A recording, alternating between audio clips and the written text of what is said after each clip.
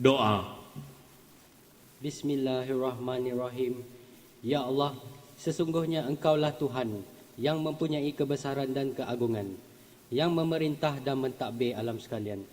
Tiada berlaku sesuatu melainkan dengan kehendak dan kekuasaan daripada-Mu jua. Kepada Engkaulah sebenar-benarnya tempat kami meletakkan harapan dan memohon pertolongan. Ya Allah, apalah kiranya dengan kemurahan-Mu Engkau anugerahkan kepada kami sebaik-baik ilham dan pikiran, dan berikanlah kami sebaik-baik pimpinan untuk menjalankan tugas dan kewajipan kami.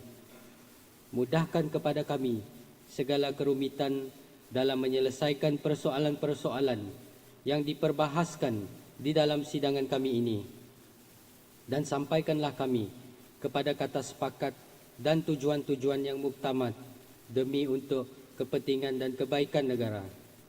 Seterusnya, kepada Engkaulah juga kami harapkan agar segala usaha dan cita-cita kerajaan dalam rancangan-rancangan pembangunannya akan berhasil dan berjaya untuk membawa kemakmuran, keadilan dan kebahagiaan kepada rakyat seluruhnya. Amin.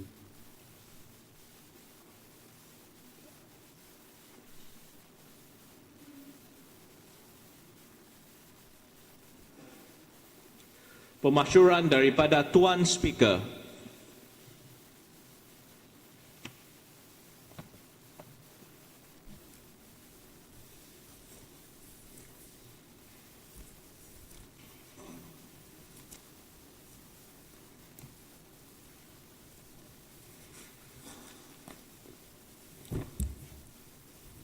Bismillahirrahmanirrahim. Assalamualaikum warahmatullahi wabarakatuh. Selamat pagi dan salam sejahtera. Ada yang berhormat, I have granted leave of absence under Standing Order 81-2.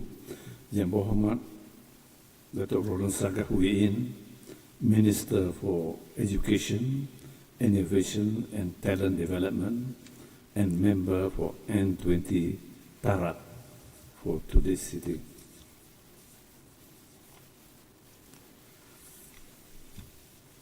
Usul di bawah peraturan mesyuarat 15.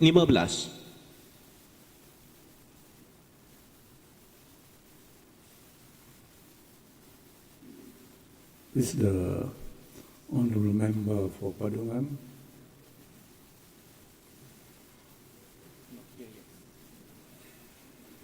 He brought in a motion. He's not here. I stand down the motion.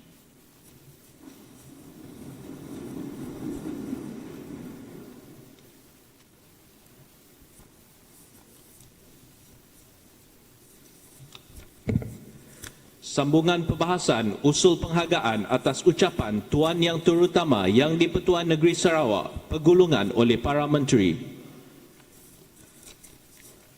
Dengan hormatnya saya menjemput Yang Berhormat Datuk Seri Haji Abdul Karim Rahman Hamzah, Menteri Pelancongan, Industri, Kreatif dan Seni, persembahan untuk menyampaikan ucapan penggulungan.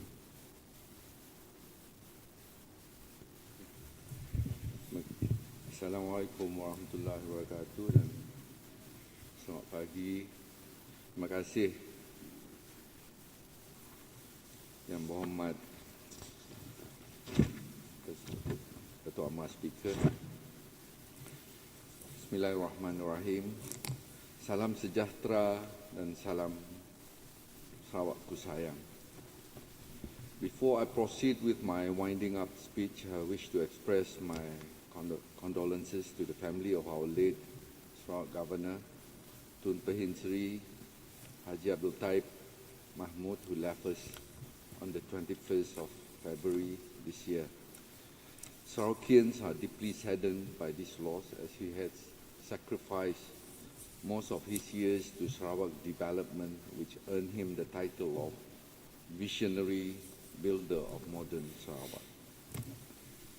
Through the introduction of his political development in 1985, built on three pillars which are close unity among all ethnic communities, a strong government, under an efficient and strong leadership and a strong cooperation between the government and the people have resulted in a very solid foundation that are continuously building on present day.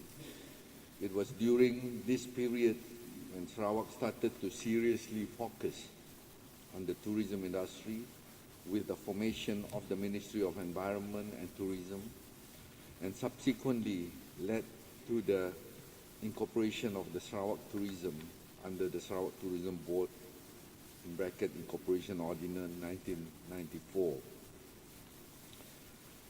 Allahyarham Tun Taib is like a father, a mentor, as well as a leader and a friend to me.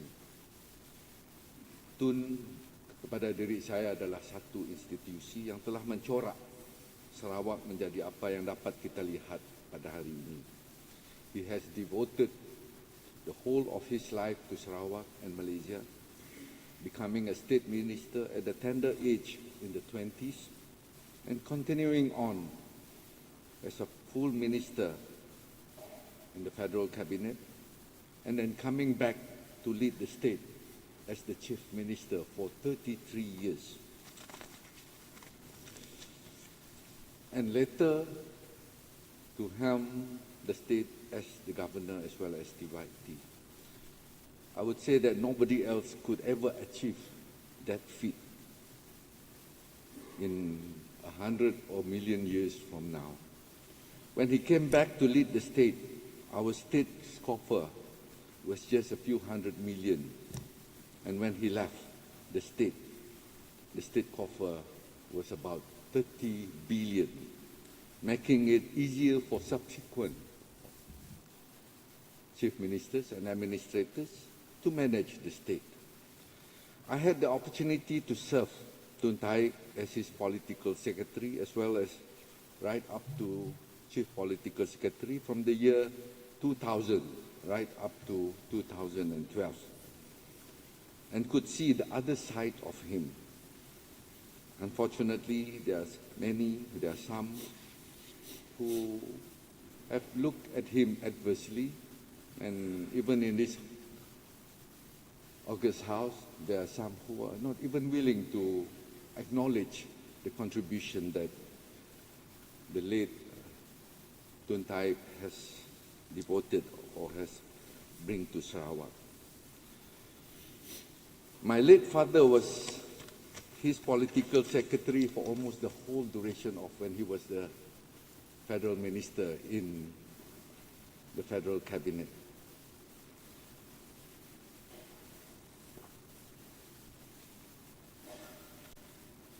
Selain daripada itu, kalau kita lihat Tun Taib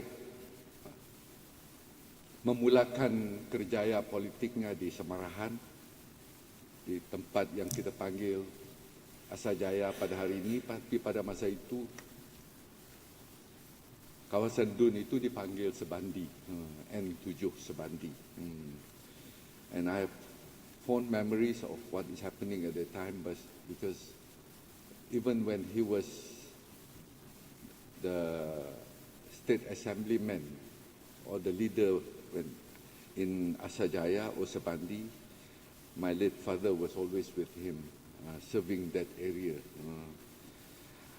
And I'm very, very honored to inherit the place where he has started his political career, that is in the Dun seat of Asajaya in the year 2001, when he left to contest in the seat of Balingan in the central region. Semarahan has seen tremendous development under his leadership and when he was there. And I believe without Tun Taib as the chief minister then, as well as the Adun of Sebandi and Asajaya, Semarahan would not have been able to see what it is today.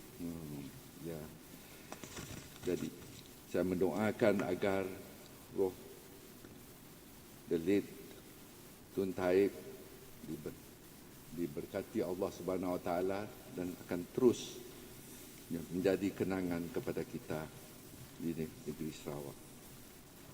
Secondly, I wish to extend my congratulations to His Excellency Tun Pehin Sri Wan Junaidi Tuanku Jaafar for his recent appointment as the Sarawak Governor on the 26th of January 2024 by the Yang di-Pertuan Agong, and also being conferred the nation's highest award, Sri Maharaja Mangku Negara, which carries the title of Tun, together with the state highest award, Darjah Satria Bintang Sarawak, which carries the title Pehin Sri. I'm confident that Tun Pehin Sri Wan Junaidi's wealth of experience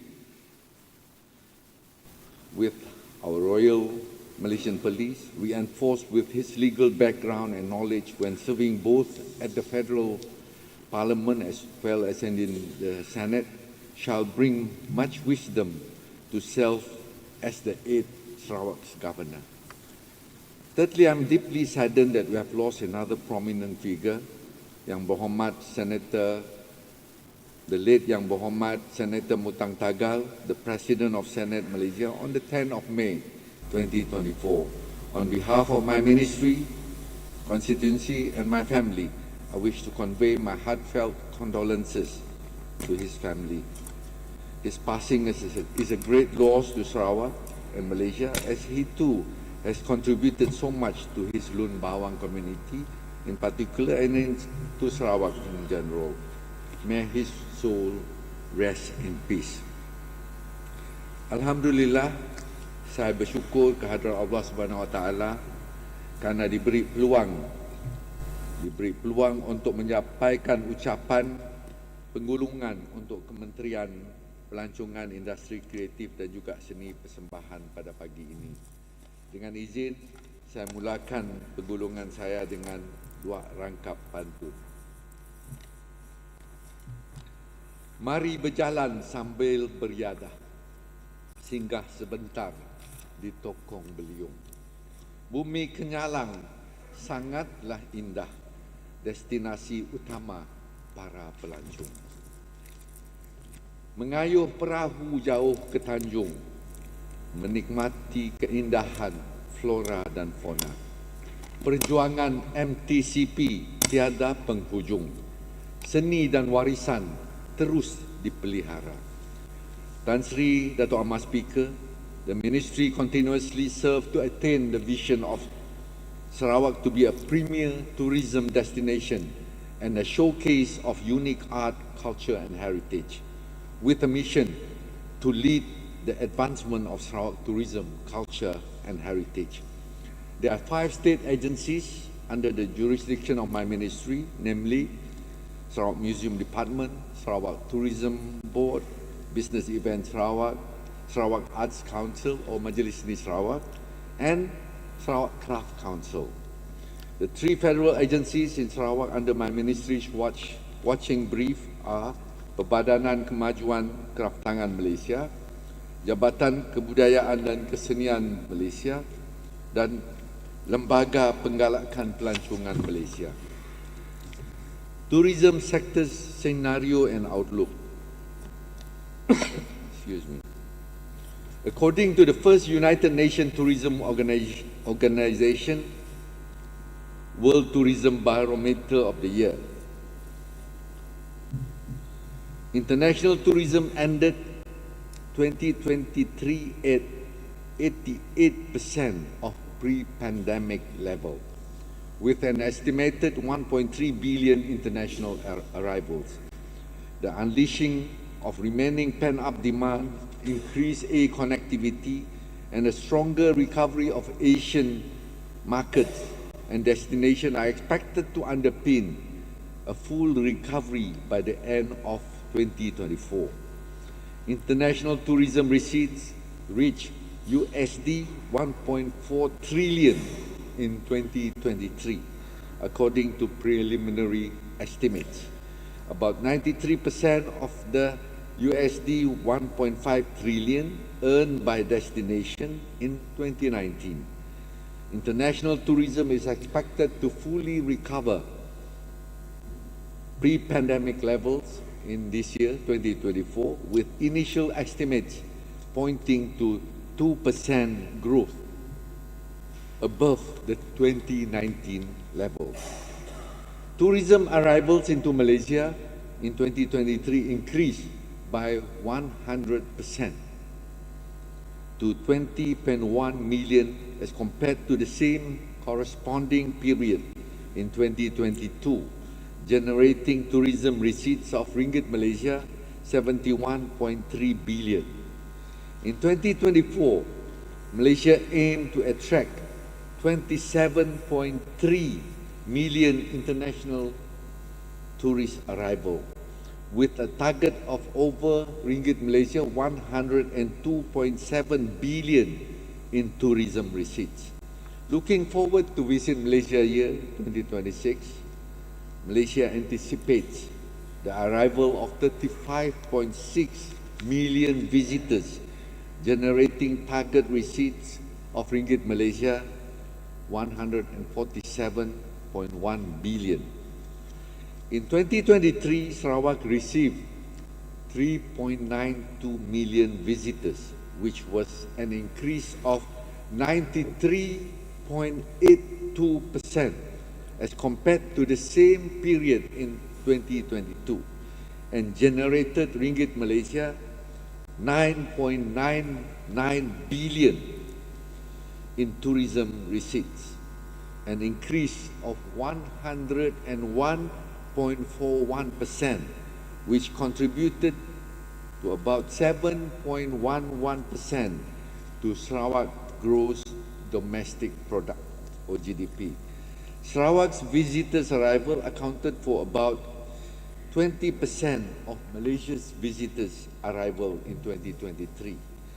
For 2024, the ministry's projection is to have 4 million visitors' arrival, bringing in an estimated ringgit Malaysia 10.19 billion in tourism receipts and contributing 7.25% to Sarawak gross domestic product, or GDP. We can see we should be able to achieve that, because from January to April 2024, visitors' arrival to Sarawak showed an increase of 21.46%, jump from 1.3 million from the same corresponding period in 2023 to 1.62 million, generating an estimated ringgit Malaysia 4.17 billion, an increase of 27.43% as compared to the first 4 months of 2023, which is with ringgit Malaysia 3.27 billion in tourism receipt. From May right up to December, we are expecting it to gallop much more than the previous year, so probably by September we would have achieved our target of 4 million. My ministry forecasts that the tourism industry will continue to recover throughout 2024 as both local and foreign visitors return. By the end of 2024, the industry is expected to reach around 90% of its pre-pandemic level. This is in line with UNTO World Tourism Barometer prediction of 85% recovery rate in 2023. Tan Sri Dato' Amar Speaker, Tourism Industry Management, our Sarawak Tourism Steering Committee, or STSC 2024. STSC meeting 2024, which my ministry chaired, was held on the 11th of March 2024 with both federal and Sarawak government agencies, tourism stakeholders and local education institutions participating. This meeting was to inform all parties of the ministry's plan as well as target for the year 2024. Meanwhile, the Sarawak Tourism Coordination Meeting, in short STCC, which will be chaired by Yang Berhormat Datuk Sebastian Ting, is scheduled to be held on the 7th of June in Betong.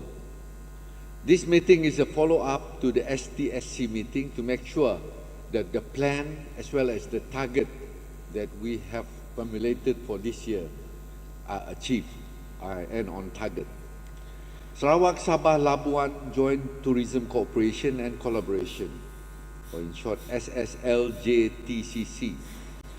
SSLJTCC is a joint tourism promotion and marketing collaboration among Sabah, Sarawak and Federal Territory of Labuan to strongly position Sabah, Sarawak and Labuan Federal Territory as an attractive Borneo destination.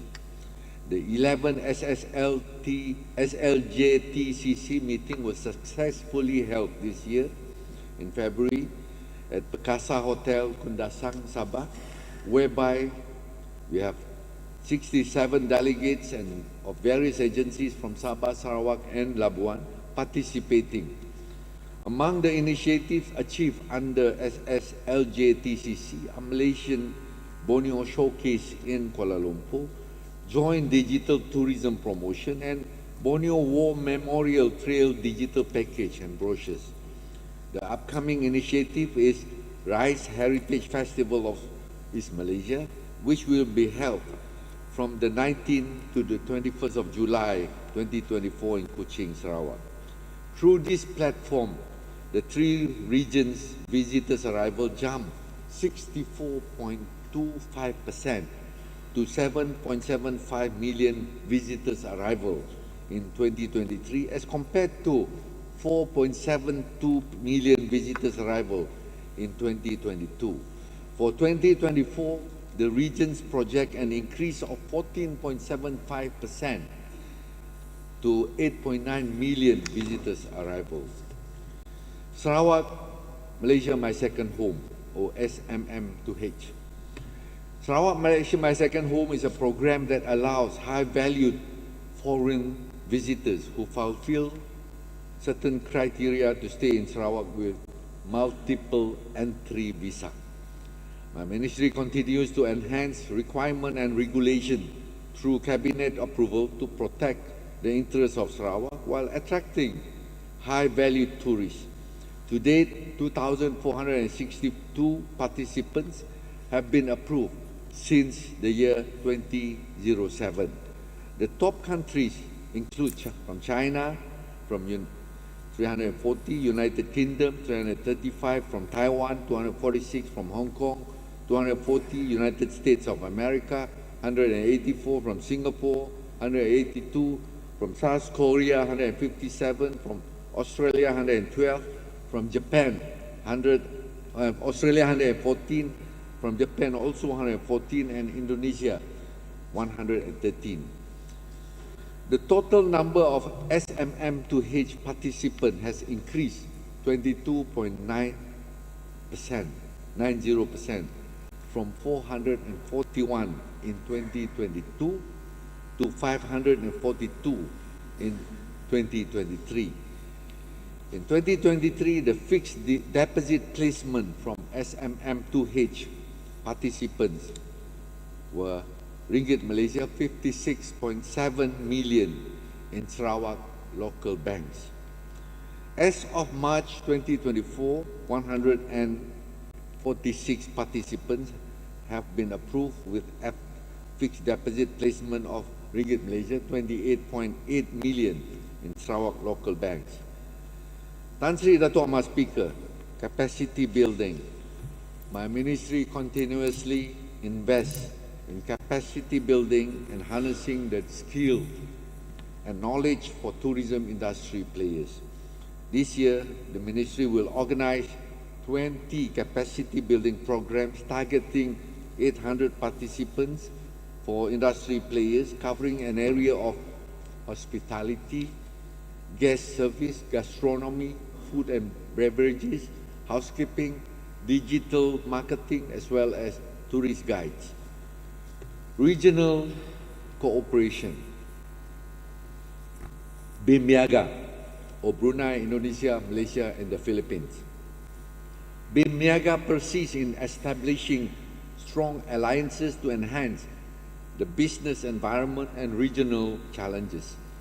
This year, BIM-Niaga Strategic Planning Meetings 2024 was hosted by Malaysia from the 11th of March until the 15th of March at the Waterfront Hotel in Kuching, whereby my ministry was the lead cluster of joint tourism development for Malaysia, delegation encompassing Sarawak, Sabah and Labuan.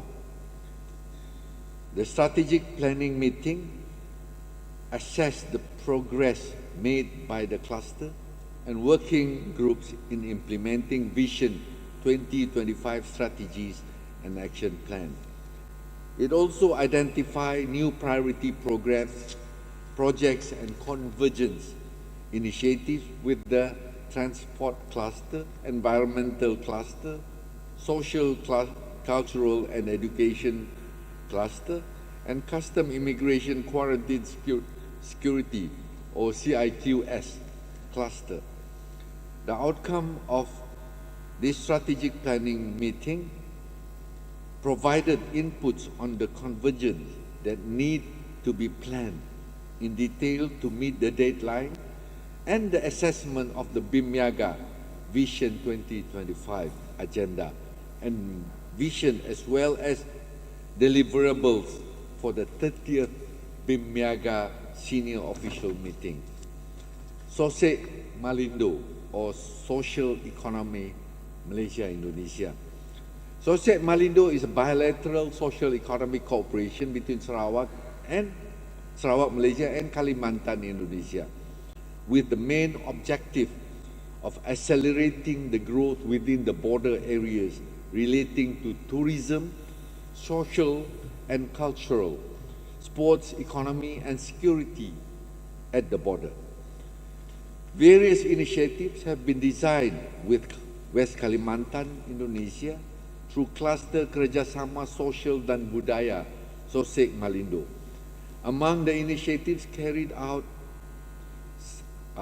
cycling events, the Tour de Malindo, Sokan SOSEC Malindo, Malam Titian Muhibah, Barrio Highland Games, and other collaboration activities such as joint tourism packages, cultural events, and festivals.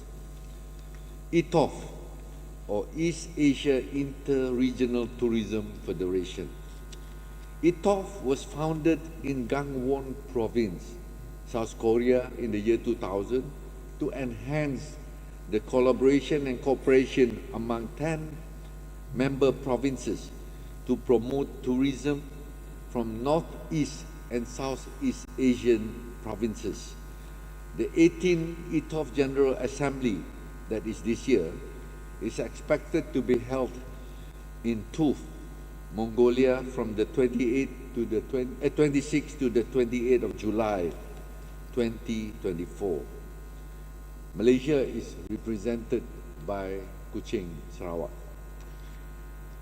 The meeting is led by member province governors and act as a platform to present tourism policies, exchange tourism information, and organize programs to jointly promote the tourism industry through the standing committee meeting, bilateral meeting, governors networking, and governors conference.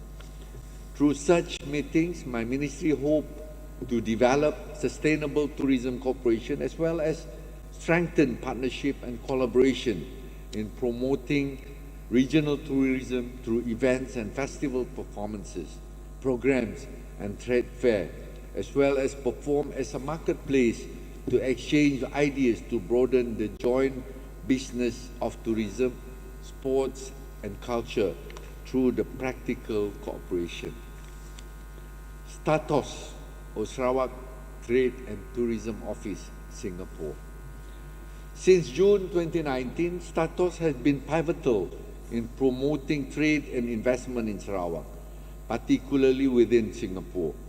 Despite Singapore's diverse destination, STATOS strategically raised awareness about Sarawak's appeal for both leisure as well as business. hosting over 150 Singaporean travel agents and key opinion leaders. Status showcase Sarawak attraction as well as cuisines. My ministry is delighted to share that in 2023, a significant increase in tourist arrival from Singapore, with numbers rising by 29.8% to a total of 60,760 compared to the 46,812 visitors we welcomed in the pre-pandemic year of 2019. This growth underscores the effective strategies implemented by MTCP, by Status, as well as Sarawak Tourism Board to enhance Sarawak appeal as a premier tourist destination. For the year 2024, Status has successfully secured commitments from 3 school groups from Singapore, bringing in approximately 280 young visitors to our show. This achievement highlights Status' effort to position Sarawak as a leading destination for educational tour, offering rich and diverse learning experiences. Status continues to strengthen its collaboration with top-tier academic institutions in Singapore, fostering significant educational and research partnership which will benefit our community. Under the initiative coordinated by Status, the meetings, incentive, conferences and exhibition, or in short MICE, sectors saw the successful hosting of a medical association group and 3 business study group in Kuching from Singapore over 2023 and 2024, with a total of 350 participants. These events not only bolster our local economy but also reinforce our capabilities as a host for international business events.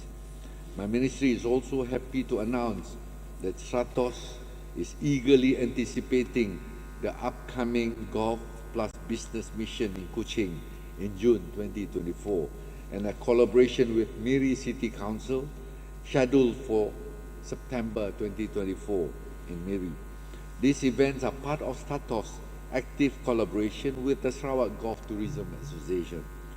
Through Status office, we have received overwhelmingly positive feedback from Singaporean visitors, many of whom have expressed the admiration of Sarawak natural beauty, the hospitality of our people, and the region's safety. This enthusiasm is a testament of the successful promotional strategies implemented by Status. My ministry warmly welcomed the expansion of air connectivity with Scoot Airlines, which will begin operating 3 weekly flights to Cebu. It will have its inaugural flight starting on the 5th of June, Cebu, Singapore. This will enhance our connectivity and facilitate more frequent visits, supporting our tourism success. The strategic partnership between Status and Scoot Airways have effectively opened up the China market via Singapore, bringing in increased visitors numbers and greater visibility to Sarawak in key markets. Tan Sri Dato' Amar Speaker, on tourism matters, item 25A in the 9th schedule of the Federal Constitution. Sarawak government has been negotiating with the federal government to assert its right as stipulated under the Malaysia Agreement 1963 or MA 63 to include tourism matters. The negotiation regarding the proposal to amend item 25A of the Federal Constitution are still ongoing. My ministry will continue to actively pursue the proposal to amend item 25A of the Federal Constitution. We will work together with the Deputy Minister at the Premier's Department, the one in charge of law, MA 63 and federal-state relationship, as well as the State Attorney General Chambers to ensure that Sarawak gained special rights and position regarding tourism matters as agreed under the Malaysia Agreement 1963. Grant and Facilitation Fund. Event grant. I am pleased to announce that my ministry has allocated a total grant amount of ringgit Malaysia 40.4 million to support 222 local and international tourism events and festivals in the year 2023. As of 13th of May 2024, my ministry has allocated ringgit Malaysia 7.5 million to support 57 events and festivals this year.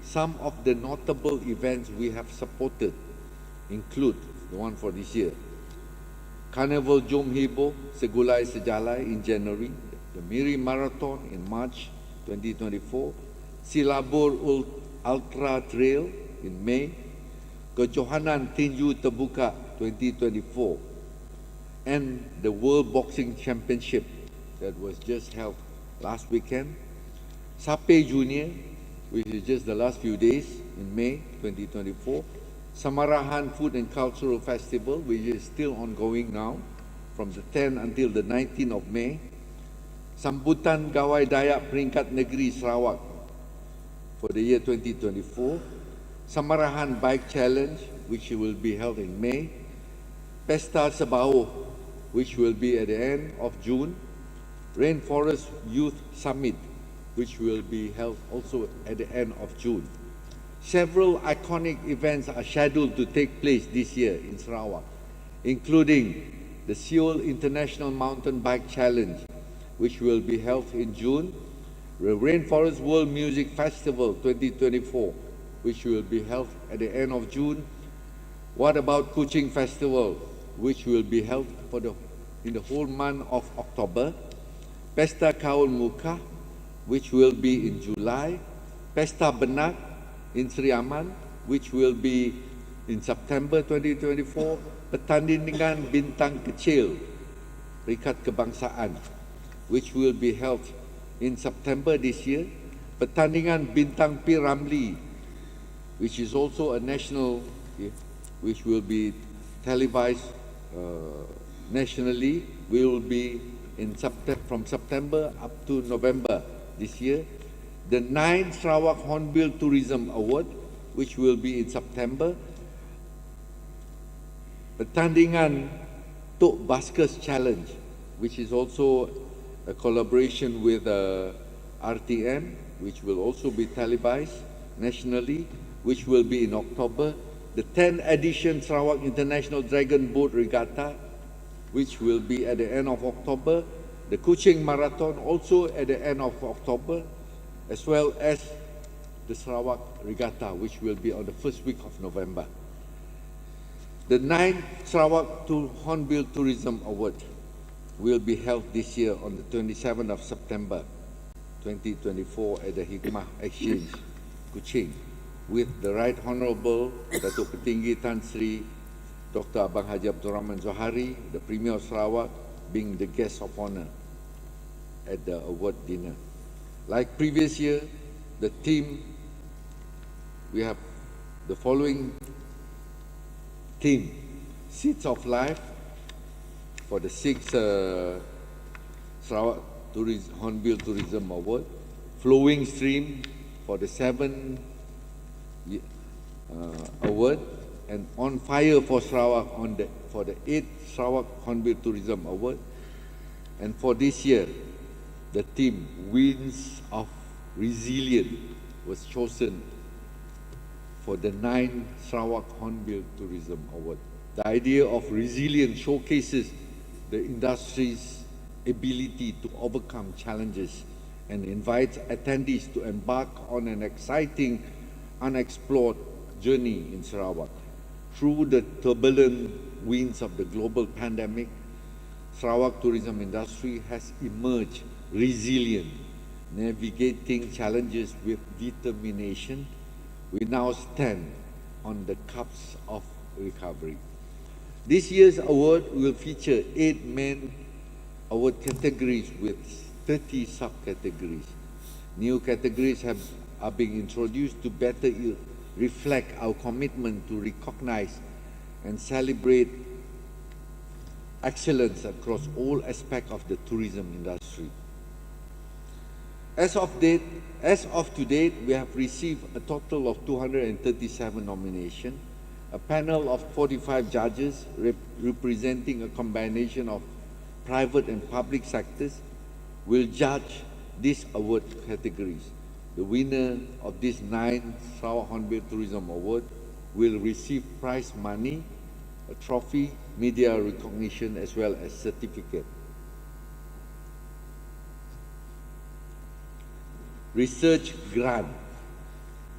Since the year 2021 to date, 20 research grants totaling ringgit Malaysia 5.3 million were awarded to various learning institutions, universities, and NGOs in Sarawak. Among the completed research are Borneo Cultures Museum, marketing strategies from domestic and international perspective. Experiential tourism in Bau, packaging, positioning and promoting green and gold tourism.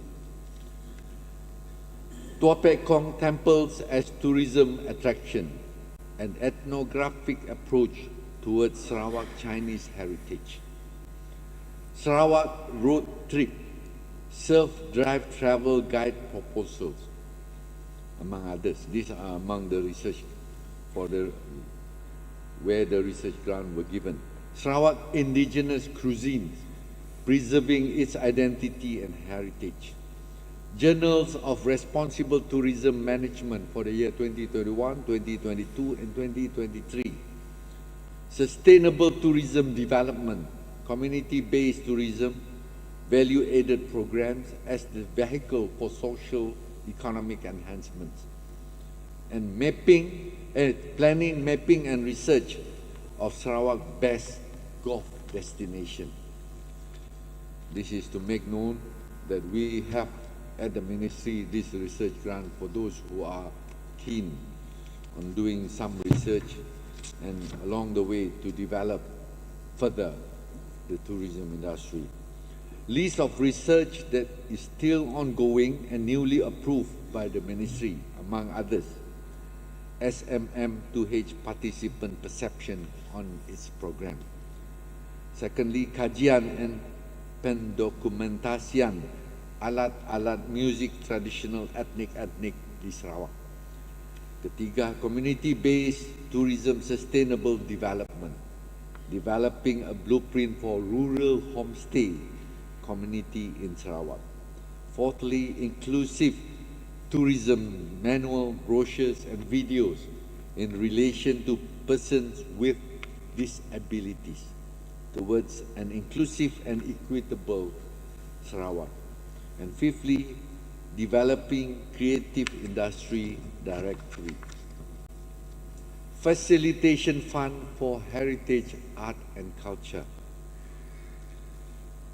I'm glad to announce the approval of the facilitation fund for heritage, art and culture by the MESYUARAT Kerajaan Negeri, or the MNKN, or Cabinet, on the 18th of January 2024, mark a significant milestone in Sarawak's commitment in nurturing its cultural heritage.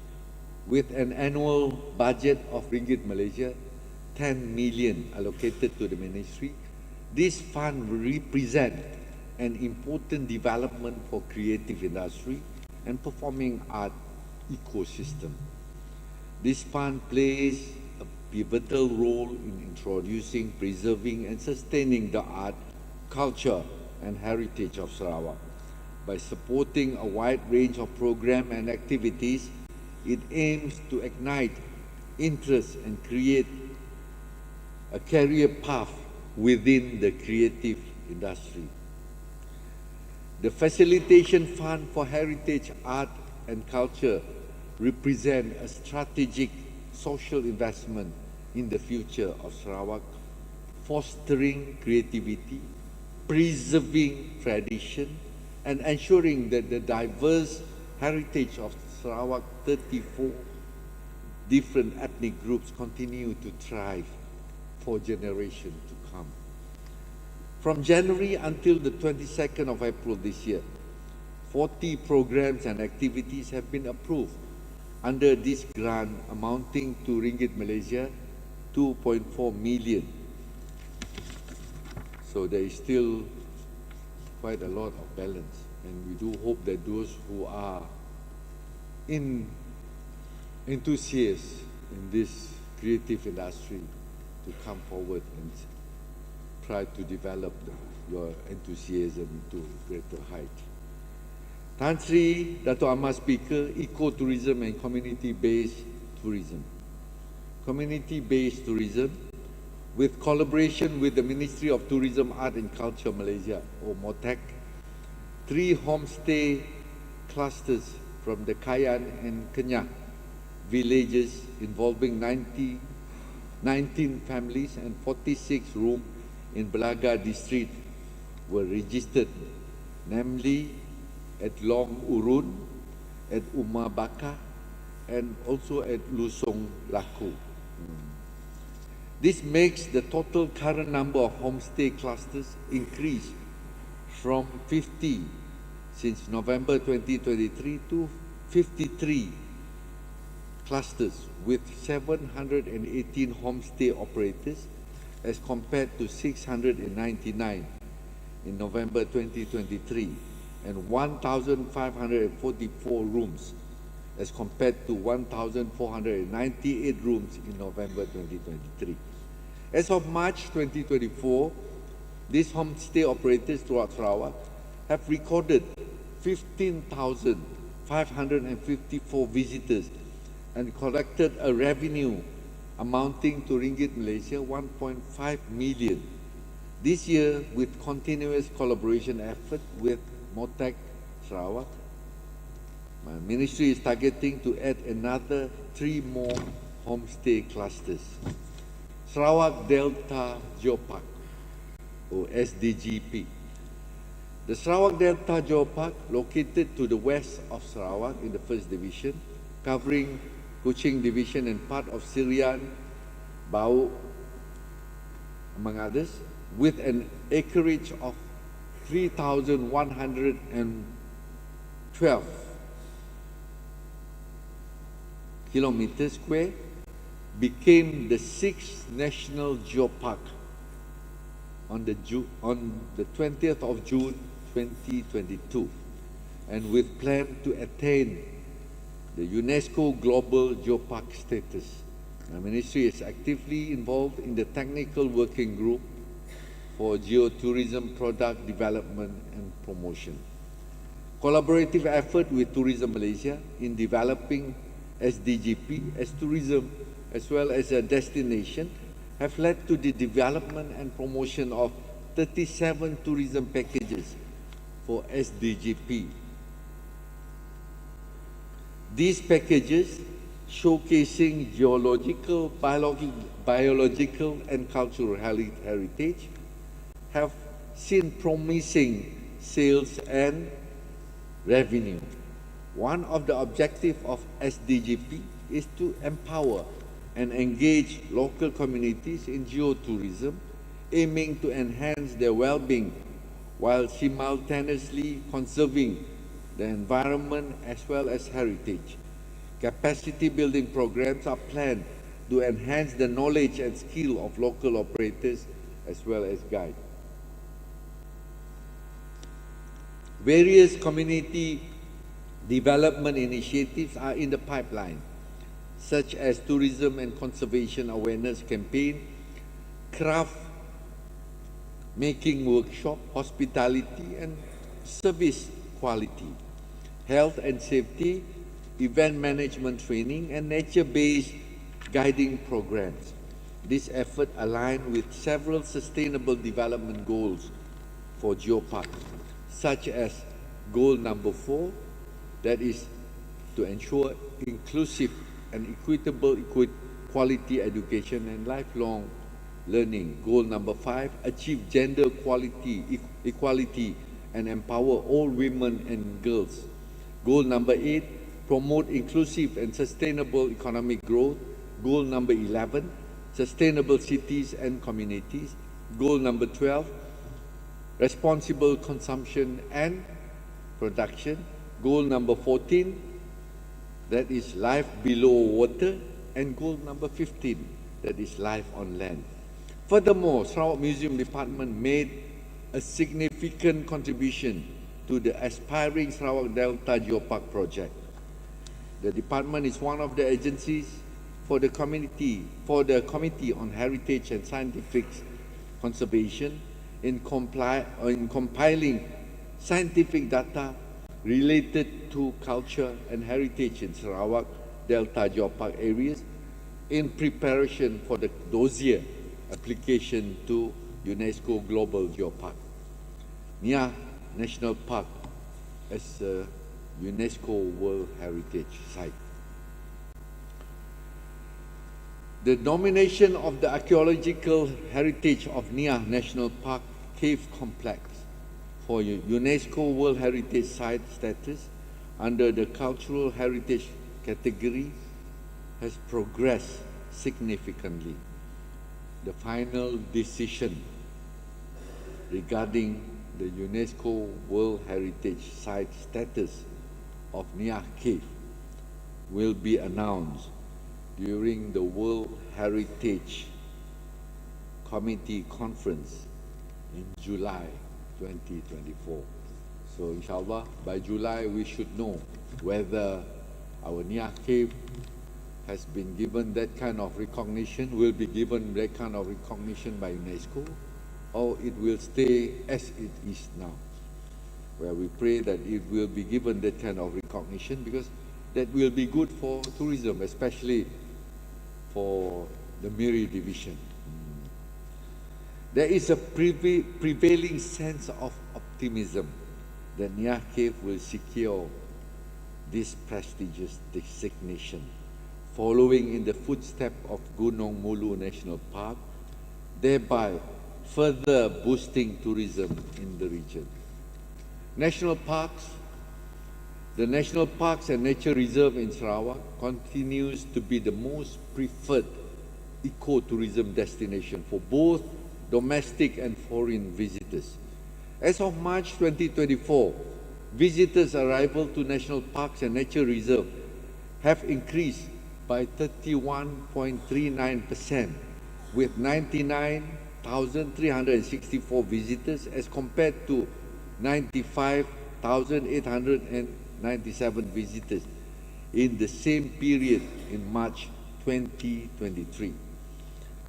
Out of this figure, 23,718 are foreigners and 75,646 are domestic travelers or visitors.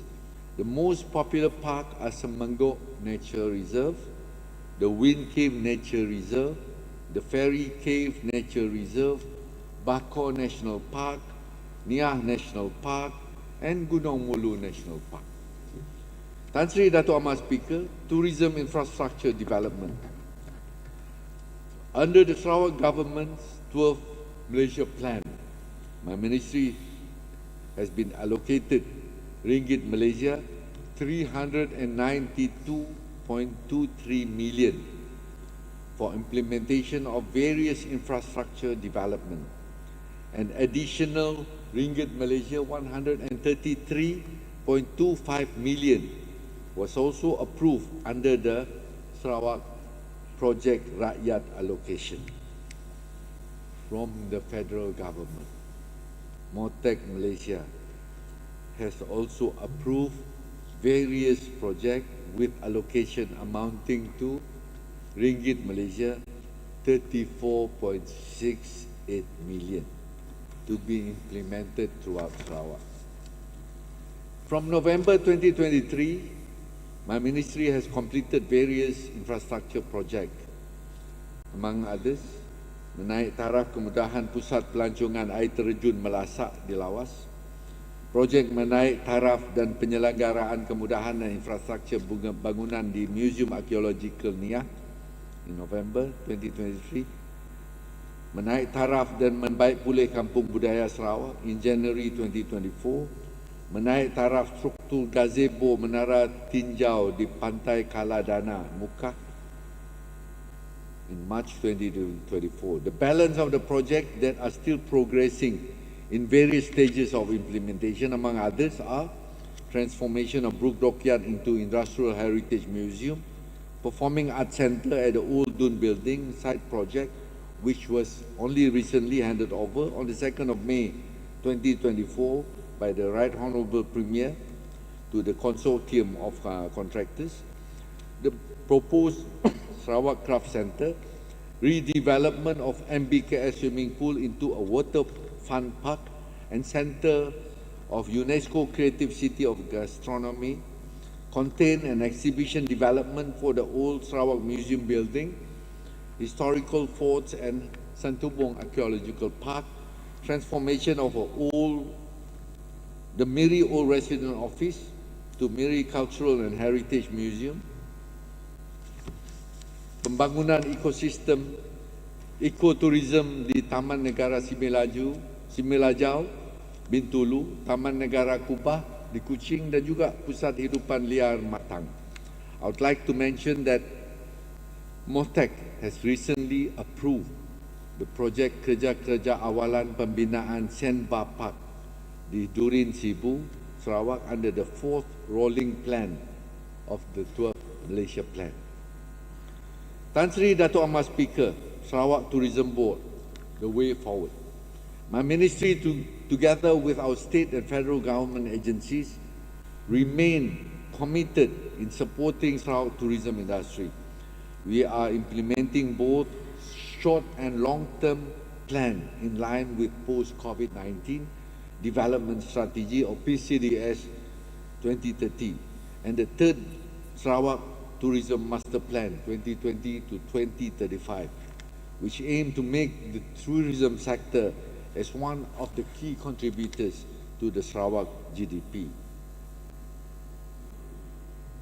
STB initiatives aim to build the industry resilience and to increase both domestic and international visitors' arrival.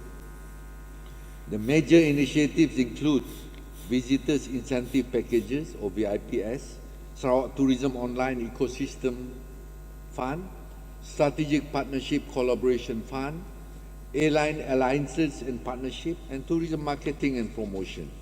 This initiative, since its inception, supports stakeholders to build the industry's resilient and create opportunities for small and new Sarawak tourism players to reach and connect with potential customers from a wider audience. Flight connectivity, airline alliances and partnership. Sarawak Tourism Board is continuously collaborating with homegrown airlines such as Malaysia Airlines, Firefly, AirAsia, Batik Air, and regional airlines such as Indonesia AirAsia, Royal Brunei Airlines, and Scoot Airlines. These airlines partnerships are important to boost our air connectivity and to enhance our visibility in domestic as well as in international market. Indonesia AirAsia participates under STB's booth during the Association of Travel Agencies in Indonesia Travel Fair, the one that we call Astindo. It is one of the largest travel fair in Indonesia, organized by Astindo, which was held from the 29th of February to the 3rd of March 2024 at Indonesia Convention Exhibition, Bumi Serpong Damai, Tangerang, Indonesia. The fair has attracted bookings for medical and leisure tourism. STB also collaborated with AirAsia and Tourism Malaysia Bangkok in organizing a familiarization trip to Kuching for travel agents, KOLs, media from Thailand, also in March 2024. This familiarization trip is to strengthen Sarawak's position as a premier travel destination by providing key stakeholders with an immersive experience of Sarawak's unique offering. The media value generated was Ringgit Malaysia 58,000 through TV 5 HD Thailand with 300,000 eyeballs. In conjunction with Arabian Travel Mart 2024, STB is collaborating with Royal Brunei and Airline as well as conducted Sarawak tourism product updates in Dubai in May 2024 from the 6th to the 8th of May. For the upcoming Rainforest World Music Festival, we have secured Malaysia Airlines as our official airline partner to fly in the performers, the media, and festival goers, in addition to other forms of collaboration that will drive the visitors' arrival into Sarawak. Tourism marketing and promotion. In 2024, STB's marketing direction is based on leapfrog expansion strategy to strengthen the market penetration, continuous engagement with tourism stakeholders in focus market, while expanding into second and third tier destination internationally. There are a total number of 45 marketing and promotional activities scheduled in 2024 in STB's focus market to achieve a 4 million visitors arrival target this year. In the first quarter of 2024, Sarawak Tourism Board has completed 14 or equivalent to 31% of its initiative in all key markets inclusive of Europe, North Asia, and the new market that is India, ASEAN, and the domestic market. Sarawak Tourism Board launched its transformative overarching campaign, Gateway to Borneo, and the new refreshed destination logo, Sarawak More to Discover, at the ITB Berlin, Germany, which is Europe's largest travel fair, held on the 5th to the 7th of March 2024. The media coverage of this campaign has garnered a total reach of 7.2 million viewers and over Ringgit Malaysia 1.7 million in public relation value. This campaign signifies a brand refresh and strategically positions Sarawak as the premier gateway to Borneo. The ITB Berlin's travel fair was also attended by other agencies in my ministry, such as Sarawak Museum Department, to promote heritage tourism. Sarawak aims to amplify and maintain the vigor and excitement of the region's marketing strategy by positioning the state as offering a plethora of culture, adventure, nature, food, and festival, along with authentic experiences not found anywhere else in the world. India is one of the largest outbound tourist generating markets around the world. In 2023, Sarawak recorded a total of 24,274 visitors, Indian visitors, with an increased growth rate of 129.69% as compared to the year 2022. In the first quarter of 2024, we received the highest number of Indian visitors to Sarawak, with a total of 10,014, as a significant growth rate of 103.83% as compared to the first quarter of 2023. STB's collaborated with a number of high-profile online and print media, such as National Geographic, Discovery Channel, Marie Claire, Vogue, and Travolution, among others, to ensure Sarawak visibility and brand recall among our various target market in 2023. This, in addition to our various out-of-home advertising, road shows, and media coverage, resulted in a total 331.9 million eyeballs and public relation value of almost ringgit Malaysia 98 million ringgit.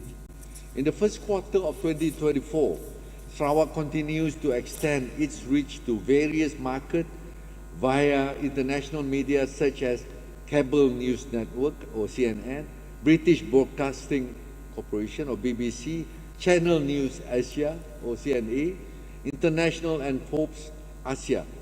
STB also hosted 2 media familiarization trips in the first quarter of 2024.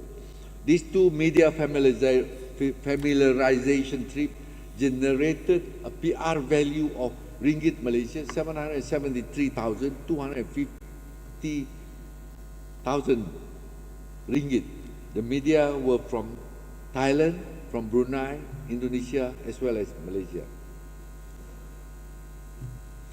STB also hosted in 2023, STB's digital communication team collaborated with top content creators, online travel agents, and platforms such as TripZilla, Untravel, TripAdvisor, Traveloka, Expedia, Klook, among others, to record a total of over 170 million impressions towards improving Sarawak visibility on the global stage. STB continues its effort to improve and strengthen Sarawak as a preferred destination among our various target markets this year, having recorded over 60 million impressions in the first quarter of 2024. STB is thrilled to unveil the 27th edition of Rainforest World Music Festival from the 28th of June until the 30th of June. It is set to be a transformative celebration under the theme Evolution. This year, the festival promises an immersive experience that transcends music, incorporating responsible tourism, cultural celebration, and environmental stewardship. The festival lineup features a diversity that showcases 68 international musicians from 15 countries alongside 63 talented local artists. Among the festival headlining acts is the Grammy and Golden Globe Award winner Kitaro, a Japanese recording artist renowned for his groundbreaking electronic instrumental music. I've received calls from a number of Menteri Besar, ministers wanting to be there for this rainforest. So we'll be sending out invitation. Because recently we've been going around Malaysia, inviting them for Sukma, and they come to know about Kitaro is coming to Sarawak, probably in his last world tour. So he can invite us. So we are extending. So this year we are even expanding the venue. I wish to also invite members of this August House to come over for this year's Rainforest World Music Festival. I'm not too sure whether, probably some of you have never been there in this renowned Rainforest World Music Festival. It would be good to have the feel of it, have the feel of what we have been showing. It's a very, very popular festival, music festival. Whenever I go for my ITB Berlin or WTM in UK, the European journalists, the moment they know that we are from Sarawak, the first thing they will say, Rainforest World Music Festival. So that's how they get connected. In conjunction with Rainforest World Music Festival 2024, Sarawak Tourism Board is also organizing Rainforest Youth Summit, or what we call in short RACE, just before the Rainforest Rain Music Festival. It will be held at the Borneo Cultures Museum with the theme Empowering Youth for Sustainable Future. This homegrown event will help in positioning Sarawak as a hub for exchange and dialogues on matters of the rainforest and sustainability, which align with Sarawak tourism ecosystem in tandem with PCDS 2030. It is our way to show to the young leaders in ASEAN what Sarawak has been doing on the renewable energy, on green energy, hydrogen, 300 of them, the leaders from all the ASEAN countries, youth leaders will be brought over down here. Together with our local youth leaders, they will be attending this Rainforest Youth Summit. So those that come over, the youth leaders, when they finish, they will also be joining us at the Rainforest World Music Festivals. Tan Sri Dato' Amar Speaker, business events. Sarawak hosted, in 2023, Sarawak hosted 107 business events, generating Ringgit Malaysia 372 million in total economic impact. Direct delegate expenditure amounted to Ringgit Malaysia 202 million, while we earned Ringgit Malaysia 22.3 million in taxes.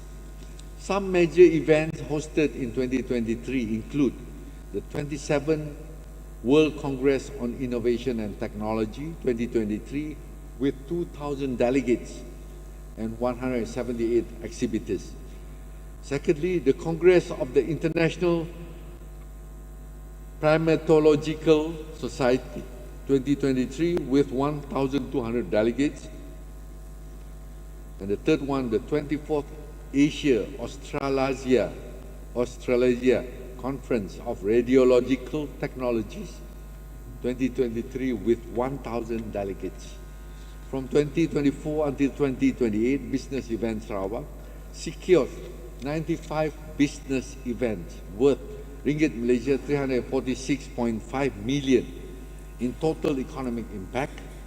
Approximately Ringgit Malaysia 188.3 million will be generated from direct delegate expenditure and earning Ringgit Malaysia 20.8 million in taxes. Among the major international bids are Asia Pacific Green Hydrogen and Exhibition 2024 with an estimated 5,000 delegates, exhibitors and visitors, which will be held in June 2024. Secondly, International Water Association World Water Congress and Exhibition 2028 with an estimated 10,000 delegates, exhibitors and visitors, which will be held in September 2028. That's why we have to get our second BCCK to be ready before then, or else where to put these 10,000 delegates. International Council on Monuments and Sites Triennial General Assembly 2026 with an estimated 2,000 delegates, which will be held in October 2024. This year, the business event industry will work towards reinforcing Sarawak's position as the legacy capital of business events in Malaysia and Borneo. On the 26th and 27th of April 2024, we have successfully hosted the first Association Impact Masterclass by International Congress and Convention Association in collaboration with Meet for Impact and Gaining Age.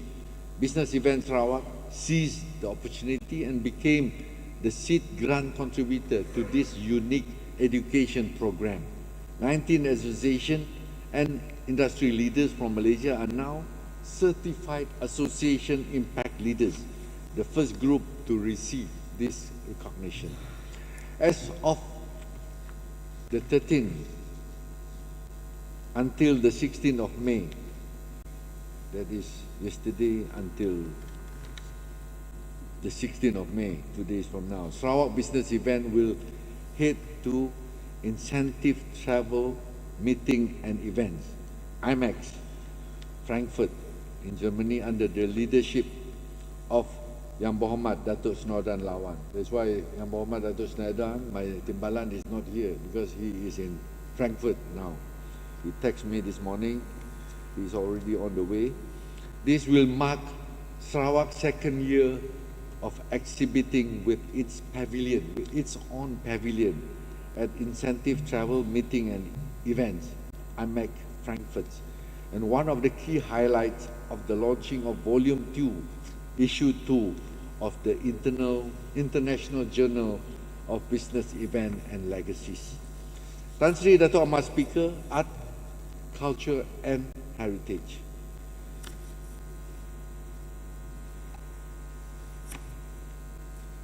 Museum, exhibition, activities and events. I'm proud to inform that on the 21st of April 2024, the Borneo Cultures Museum welcomed its 1 million visitors since its opening on the 9th of March 2022, which is an amazing achievement. To date, BCM has accumulated 1,007,716 visitors from 155 countries. This indicates Borneo Cultures Museum remain a prominent attraction for museum goers, museum lovers, and locally and globally. The museum also attracts dignitaries, delegates, and royal visitors. On the 16th of January 2024, BCM was honored by the visit of His Royal Highness, the Regent of Pahang, Tengku Hassan Al Ibrahim, Alam Shah Ibni Al Sultan Abdullah Riyatuddin Al Mustafa Billah Shah. Noteworthy visitors in the first half of this year included, on the 14th of February 2024, 25 European Union ambassadors following the attendance at the EU Malaysia Business Day 2024. Apart from that, the Ambassador of Uruguay, Her Excellency Valerie Sukasi Cabriela, on the 2nd of March 2024. The Singapore High Commissioner to Malaysia, His Excellency Vanu Gopala Menon, also came on the 5th of March 2024.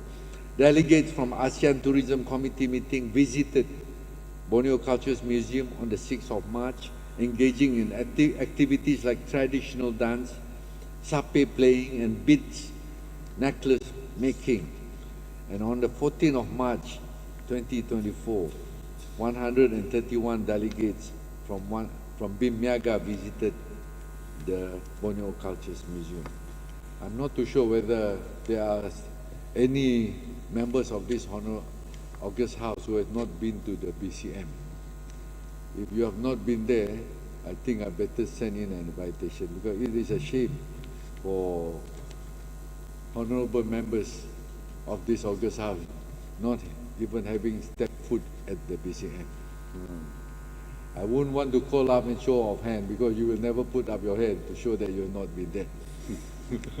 Yeah. Takut malu sendiri.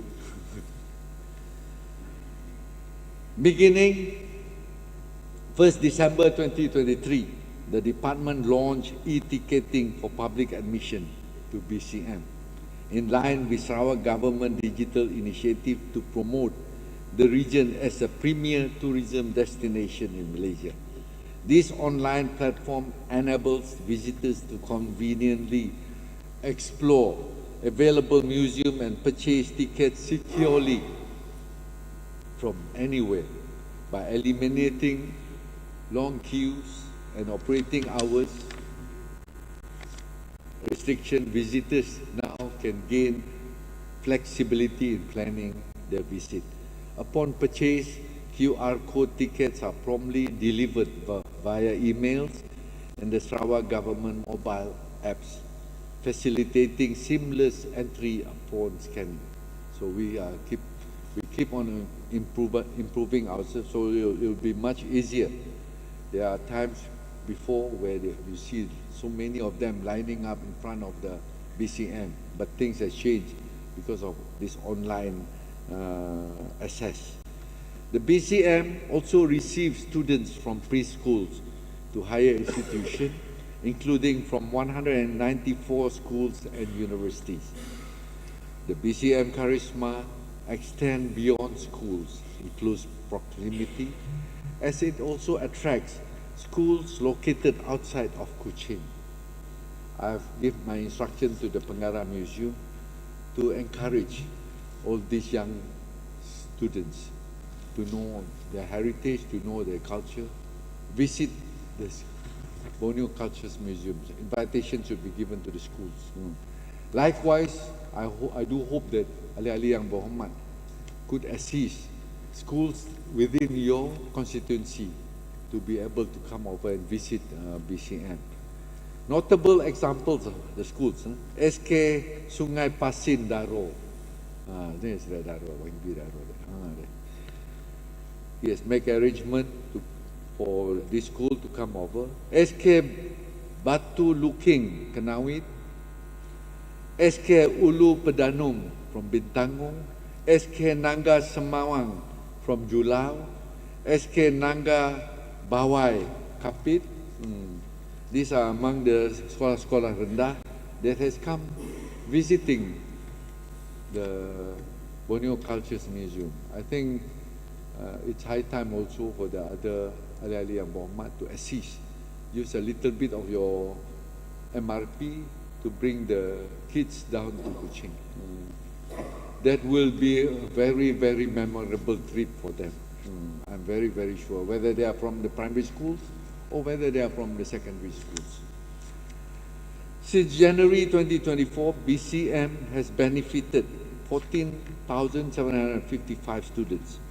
On the 4th of December 2023, the department opened the Limbang Museum to public.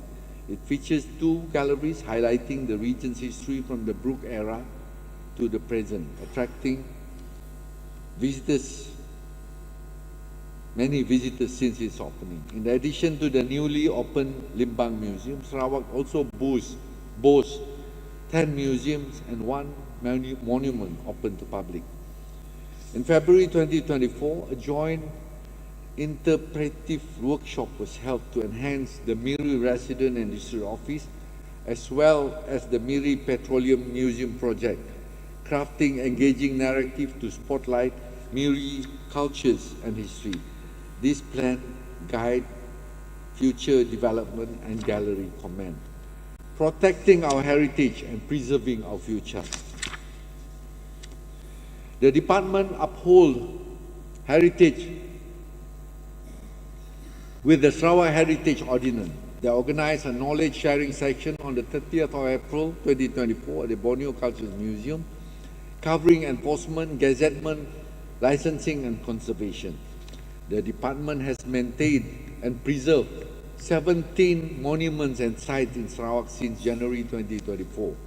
Among others, among them are Sultan Tengah Mausoleum in Sentubong, the Limbang Regional Museum, the Sarawak Museum Old Building, the Natural History Museum, Kuching, the Liu Shan Bang Flag Post in Bau, the Japanese Dam in Miri, the Japanese Air Raid Shelter in Miri, Klirang Klibang at Kampung Pandan Sebau, Bitulu, the 4 Jerunai at Kampung Talian, Mukah, Jerunai Putri, Jerunai Basungo, Jerunai Sungai Teluh, and Jerunai Anak Udang.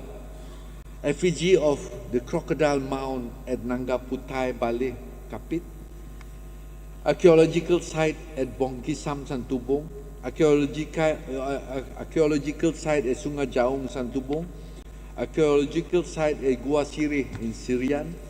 The department dedication to heritage preservation is evident in its stellar collection care. Public trust in preserving family heirloom has led to notable donation, including, I have to acknowledge here, the 6th item which was given by Datin Sri Fatimah Jamil, the wife of the late Sarawak Deputy Police Chief, Datuk Sri Ali Kawi. The donation has enriched the museum collection with a gong, brassware tray, betel nut tray, coconut grater, and old Chinese wooden tiffin. The department's commitment to heritage preservation continues through public donation. Sarawak Museum adopt digitalization as a sustainable approach through the Sarawak Museum Collection Management System, digital system, to preserve and enhance collection accessibility while aligning with global museum standards. Utilizing the system, they have digitalized 157,160 items, spanning archaeological, zoological, ethnological, audiovisual, and archival collection. To comply with the Sarawak Heritage Ordinance, the department has conducted inspection of antique dealers in Sri Aman, in Betong, in Cebu in January and February 2024. To date, there are 25 antique dealers registered under the ordinance. International Museum Day, the department actively participates in the national level celebration of International Museum Day 2024 in Penang from the 12th until the 22nd of May 2024, joined by 44 museum agencies from Malaysia, Indonesia, Singapore, France, with the theme Museum for Education and Research. The department showcases the exhibition Orang Sarawak, Come Learn With Us, emphasizing niche practices like taxidermy, conservation, and heritage research. Additionally, we sent 35 participants to engage in various sports and activities, including museum titan, tug-off dragon boat, seminars, workshop, and cultural demonstration, contributing to a vibrant celebration, highlighting the educational role of cultural institutions. International collaboration, the department actively pursues national and international collaboration to achieve its goal of becoming a globally engaged center of history and heritage by 2030. Noteworthy collaboration includes research with the Natural History Museum of London on an ancient elephant tooth found in Niah Cave. This is the one that I question museum. That means once upon a time we have elephants also in Sarawak, because we found an elephant tooth in the Niah Cave, which enhances the understanding of Borneo's past.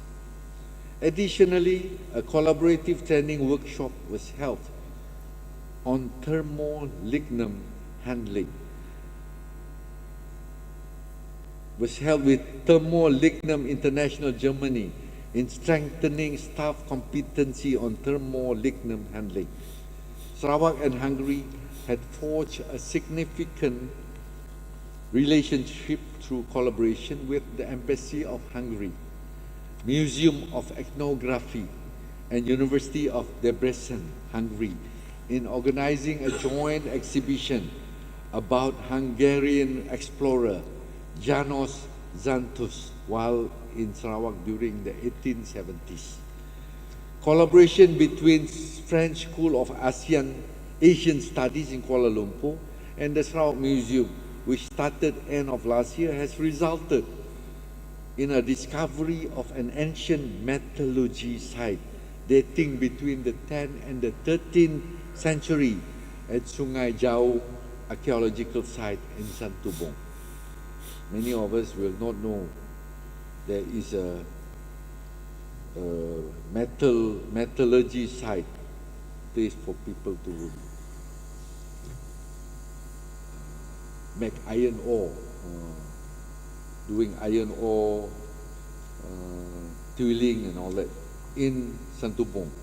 This significant finding enhances Sarawak archaeological history and inspires future archaeological research. Museum research excellence. The department conducts research and shares findings through publication and exhibition to deepen understanding of Sarawak heritage. Among the research are study on cultural heritage in Bahut Division. Bahut Division, it should be Bahut District. Study on Papan Turai, Patung Kenyalang, pedal and stamp collection in Sarawak Museum Department. Tika Bergerang, Kampung Semerak, Sadung Jaya, Semerahan. Beting Maru Battle di Pusat Betong. Penggiran Matusin, Penggiran Amir Abbas, Telaga Air. Datuk Penggiran Haji Matusin bin Datuk Penggiran Abu Bakar, Kuala Lawas, Lembang.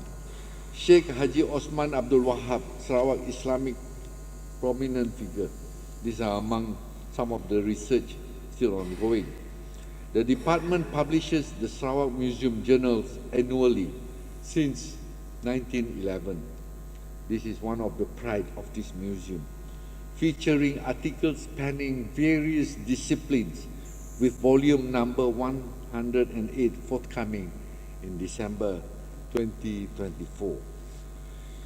UNESCO Creative Cities Network, or UCCN. Since the last Dun sitting, Kuching proposed new gastronomy center has been successfully tendered, and the site is now in the hands of the appointed contractor, with a construction period of 24 months.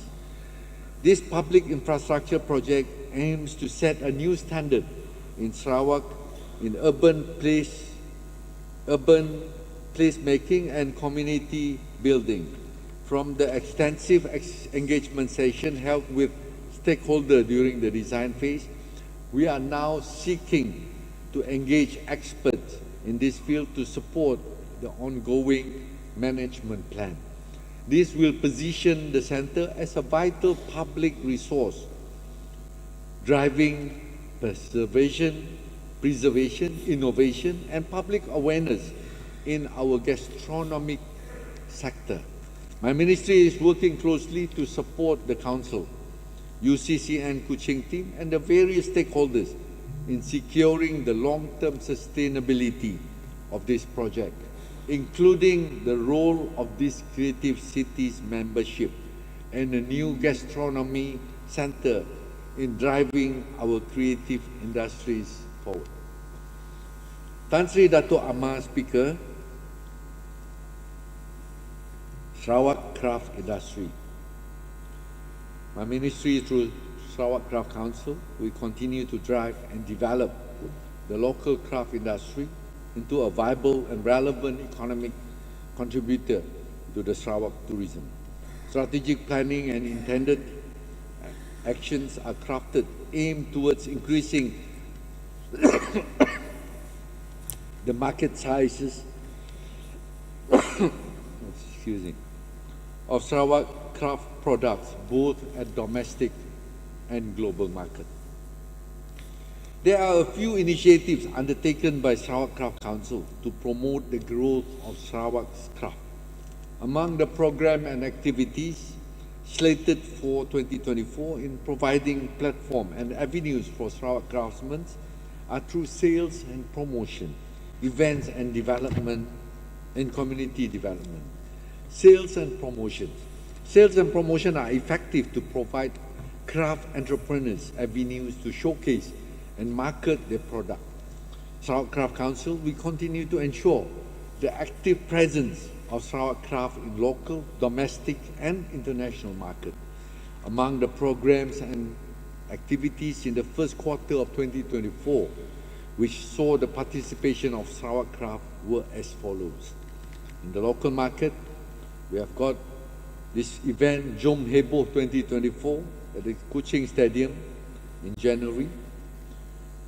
Festival Craft Kebangsaan at Plaza Merdeka in March 2024. Kuching Craft Bazaar at the waterfront also in March, end of March. The last one, among others, Sri Aman Craft Bazaar at the Sri Aman waterfront, if I'm not mistaken, during the Pesta Benak.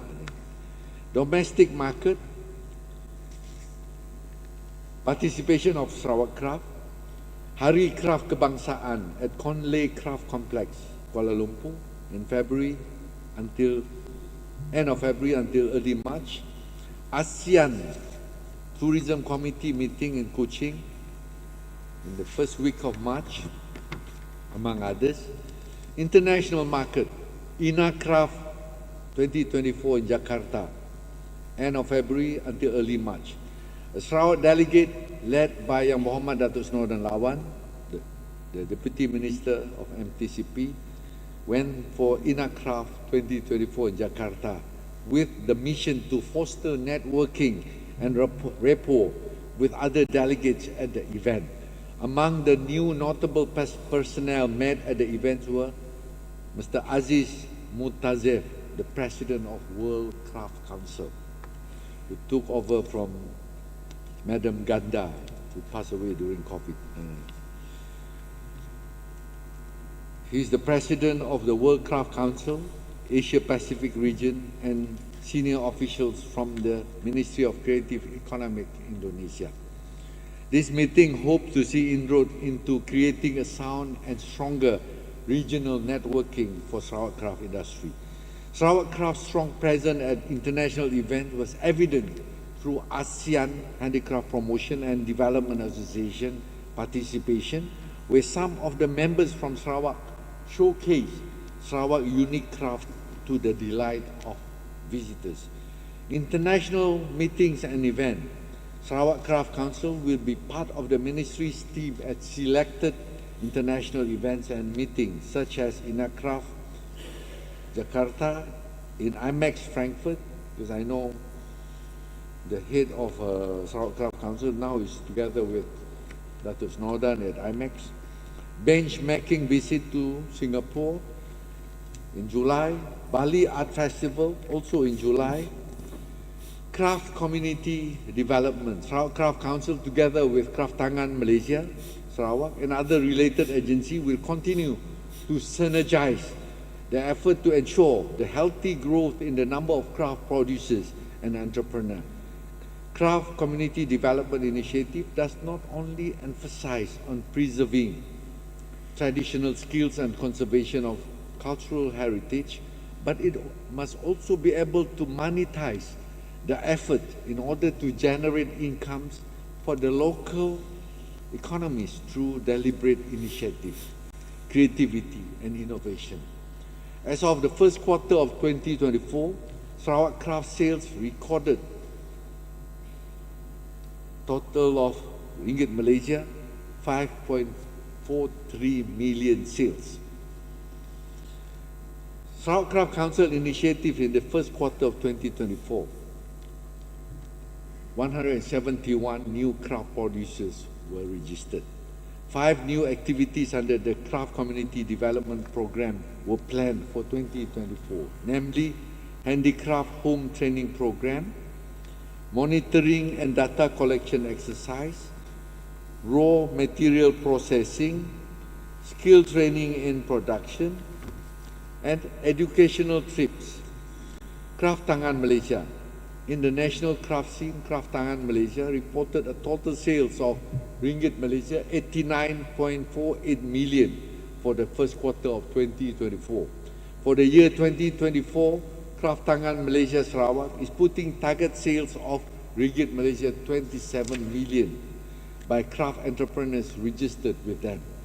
To date, there are about 1,232 local craft entrepreneurs registered with Craft Tangan Malaysia Sarawak.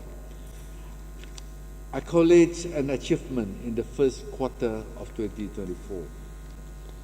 My ministry is glad to announce on the notable achievement by Sarawak craftsmen in the early quarter of 2024.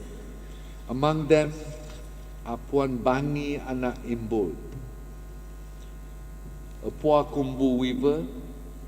She was awarded the Tokoh Craft Negara in 2024. Secondly, Cik Rimtiniwati binti Ramli, Tenunan Songket Sarawak. She's the sole representative from Malaysia under National Information Dissemination Centre, or NADI, to participate at the Mobile World Congress Barcelona in 2024. Thirdly, Puan Norinda binti Suud, Kain Keringkam Sarawak. She won third prize winner at the ZA International Gold Embroidery and Gold Jewellery Festival in Bukhara, Uzbekistan in 2024. My ministry would like to urge everyone here to support the Sarawak craft industry by buying only genuine Sarawak authentic craft. Tan Sri Dato' Amar Speaker, Sarawak Art Council or Majlis Seni Sarawak. Majlis Seni Sarawak has conducted 70 programs and activities, including art development and training throughout Sarawak from January until May 2024. Among the programs are MSS Annual Program, Kelas Bimbingan Seni, a year-long training weekend classes for the communities, 2 hours per session, that include traditional dance, traditional music, modern music, guitar, piano, violin, acting, vocal and drawing. This year, 1,370 students have registered for Kelas Bimbingan Seni under MSS throughout Sarawak. As for now, a total of 7 divisions in Sarawak are involved in these programs' weekend classes, which is in Kuching, Samarahan, Sri Aman, Sri K, Sibu, Mukah and Limbang. The trainers consist of 8 full-time staff of Majlis Seni Sarawak and 17 part-time teachers hired to train the students registered for the classes throughout the year. Program Training of Trainers or TOT. A total of 7 intensive courses, training of trainers in performing art, was organized at Majlis Seni Sarawak to provide further understanding and skill in teaching. 500 participants, including MSS staff and dancers throughout Sarawak, have attended this course. Professional facilitators outside Sarawak were invited to this program to facilitate this training. Promotion of art and cultural performances. Earlier this year, Majlis Seni Sarawak participated in the cultural dance performance at the School of Oriental and African Studies, University of London, United Kingdom, in collaboration with University of Pendidikan Sultan Idris, Malaysia, Malaysia High Commissioner Office in London, as well as School of Oriental and African Studies, University of London. The performance was presented by students from Kelas Bimbingan Majlis Seni Sarawak, whose ages are from 13 to 15 years old. Majlis Seni Sarawak, also in collaboration with Sarawak Tourism Board and Business Events Sarawak, participated in international tourism fair and promotion overseas, such as in Germany, Finland, Vietnam, United Arab Emirates and Singapore, by showcasing cultural dances performances. On the 18th of May 2024, Symphony Orchestra Negeri Sarawak, the pride of the state, or Sons Orchestra, will be performing a series of concert musical harmony in pop, jazz and traditional orchestra in Belaga, Kapit, entitled Dekat di Hati. This is our way for merakyatkan lagi Sons Orchestra. As I had mentioned in my press conference, we do not want Sons Orchestra to only be performing in Kuching, only for the state function in Kuching. We want them to be also exposed to all part of Sarawak. That was the directive given by Right Honourable Premier to me, and we have been doing that for the last few years.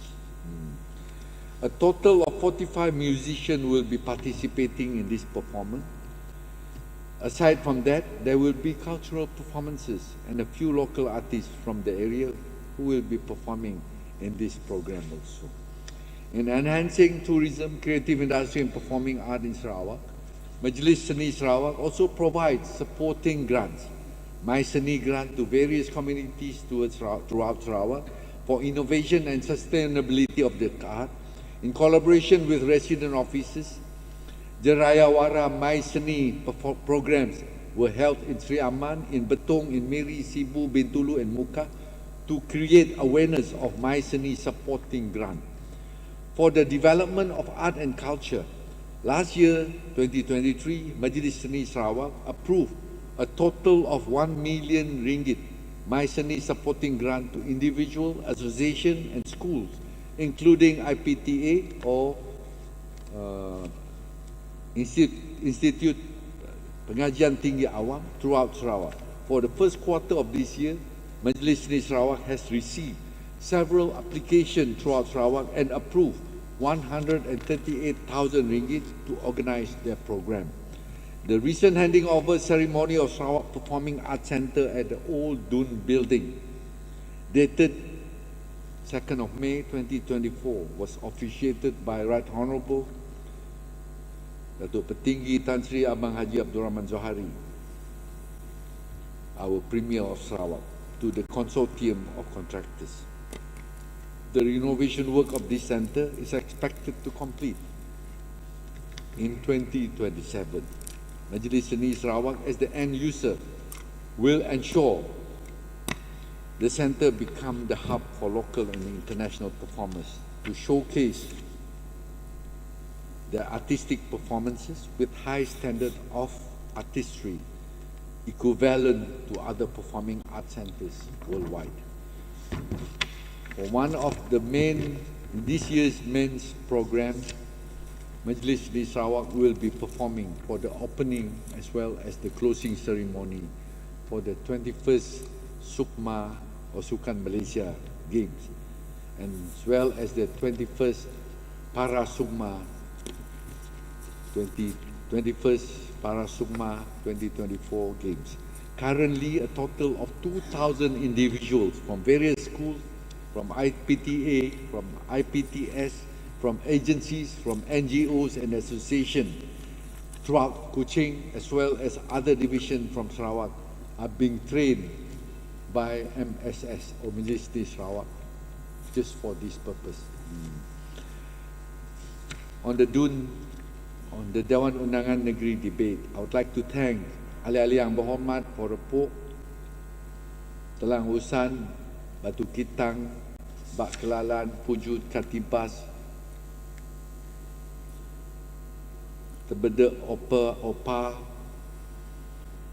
Tanjung Datuk for their proposal, suggestions and issues raised in this August House in relation to my ministry. My ministry will study the proposals and issues raised and take necessary action to ensure that your concerns are addressed. The way forward, the outlook for Sarawak tourism industry to achieve recovery by 2025 can be realized if all the stakeholders concerned play their part to implement the policies and strategies already put in place under our PCDS 2030 Action Plan. This includes the improved connectivity with completion of physical infrastructure, that is completion of the Pan-Borneo Highway, the completion of various tourism development attractions complementing the existing one, most importantly, the acquisition of our own airline, which yesterday has been announced, will be commencing early next year. Infrastructures, that is internet and communication, that will allow industry players to fully utilize technology to ensure wireless business transaction and promotion online. However, the main challenge to fully recover will very much depend on the ongoing economic and geopolitical headwinds that can derail this sustained recovery as it affects international tourism confidence level from the European as well as the United States market. However, this setback can be restored through improved regional cooperation between countries within the Asian vicinity, namely China and India, throughout the introduction of visa-free travel facilities and also more incentives. Sarawak should have this solidly in place to gear up for Visit Malaysia year 2026. Rest assured, we are confident to welcome our best visitors' arrival during this campaign. In conclusion, Tan Sri Dato' Amar Speaker, I would like to take this opportunity to thank Tan Sri Dato' Amar Speaker for your excellent handling of the proceedings, including the new Dewan Undangan Negeri Secretary and all his staff for the efficiency in handling the Dewan's proceeding. I would also like to express my appreciation to the Honourable Honourable Sarawak Secretary and all Sarawak and federal government officers who are involved, not forgetting the staff of my own ministry for their hard work, commitment and dedication in giving the necessary support, input and information. I would also like to convey my greetings to those celebrating Wesak Day, Hari Gawai Daya, which is just round the corner, as well as Hari Raya Aidil Adha. And I wish to conclude my winding up speech with dua rangkap pantun. Tikar beban, tikar bergerang, tarikan utama hati pembeli. Pelancongan Sarawak terus terbilang, nadi utama kelestarian ekonomi. Bala pengabang datai nemuai, duduk di ruai berancau tikai. Selamat ngintu ari gawai, gayu guru gerai nyaman. With that, I hereby wish to state my support to the official address by Tuan Yang Ketua Sarawak. Sekian, terima kasih. Can I request for a short break?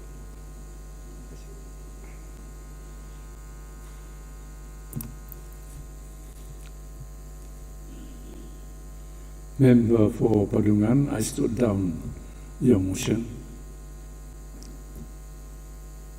Ahli yang berhormat, on 13th May 2024, I had received a motion dated 13 May from the Honourable Member for N9 Padungan. I shall now call upon the Honourable Member for Padungan to read out this motion.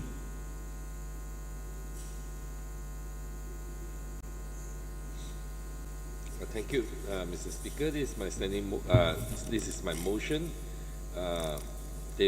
Notice motion tabled pursuant to Standing Order 15, emergency motion.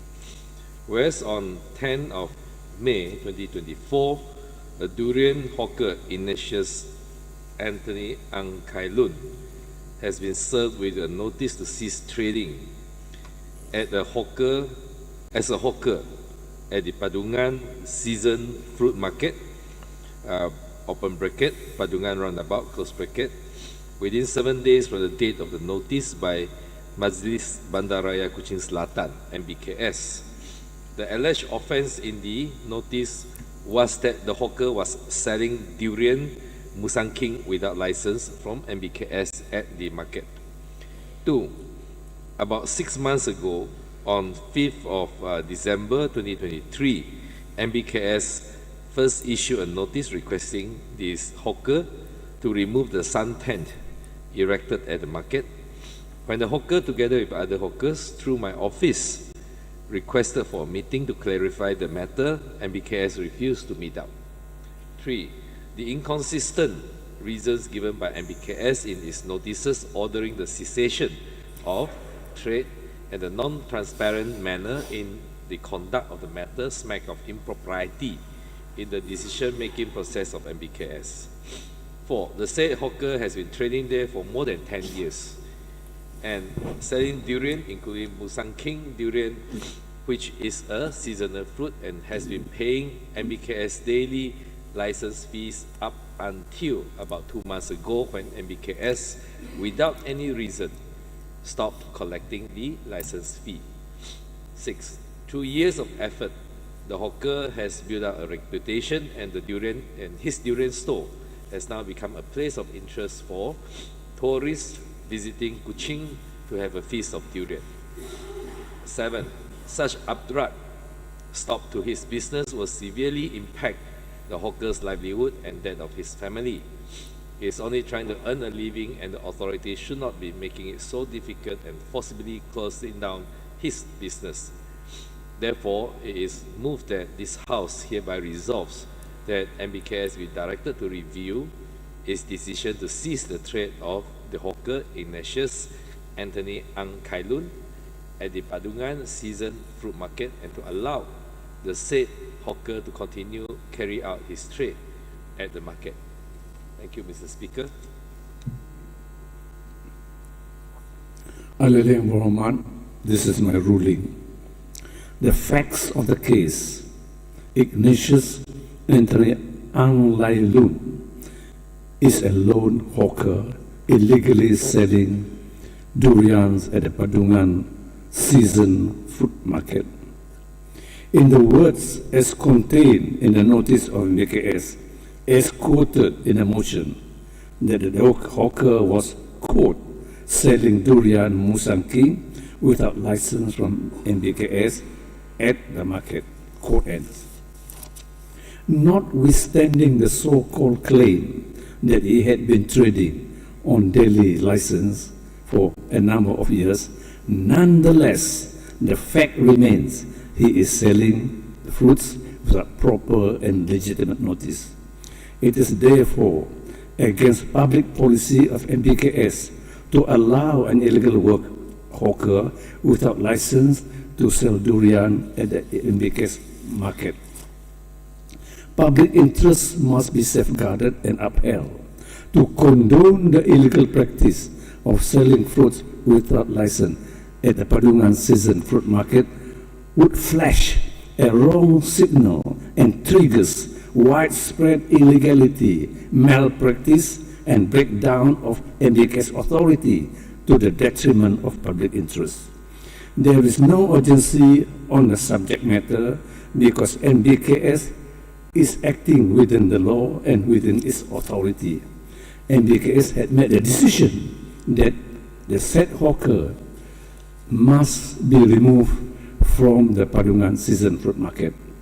In any event, the aggrieved hawker has a legal remedy, which is to apply to the court for a judicial review under Order 53 of the Rules of Court 2012 in order to quash the notice issued on 10th May 2024 to cease trading as a durian hawker, and for an order of mandamus to issue a license to him.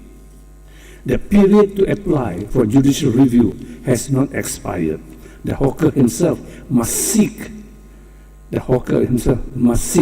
this personal remedy. Until he does so, the matter is not considered urgent. As a matter of policy, this august House should not encroach on the right of the judiciary, which is vested with powers to review administrative decisions. The doctrine of separation of powers between the executive, judiciary, and legislature must be respected. To succeed under Standing Order 15, 3 ingredients must be satisfied. 1, it must be definite. 2, it must be urgent. 3, it is of public importance. The motion satisfies only the first ingredient, that is, it is definite. It fails to satisfy the second and third ingredients, that it is urgent and of public importance. The motion therefore fails. Motion is dismissed. Yang berhormat, we adjourn. Sitting resumed at 11:30 a.m.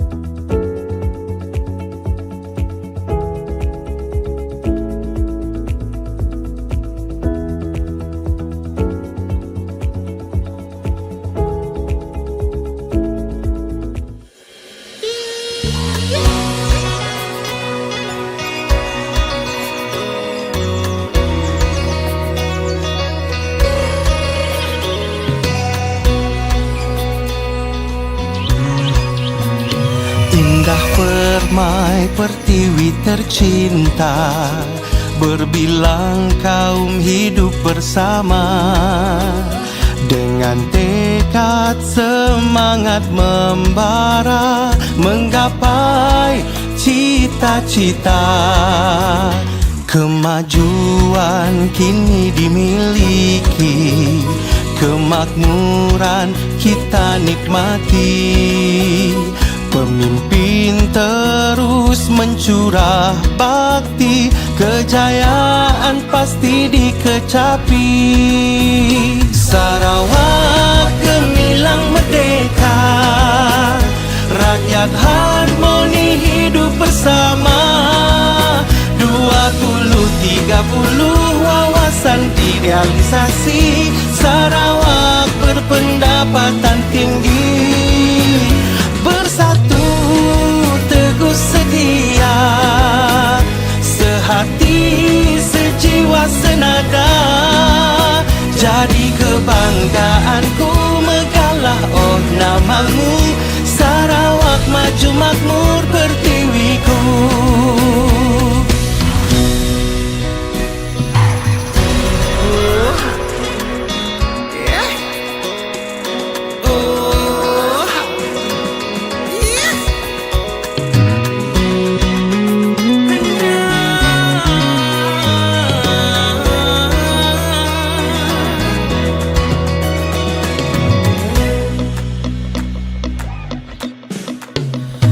Indah permai pertiwi tercinta, berbilang kaum hidup bersama.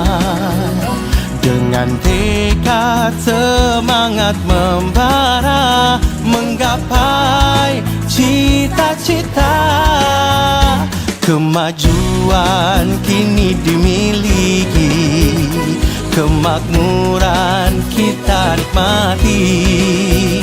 Pemimpin terus mencurah bakti, kejayaan pasti dikecapi.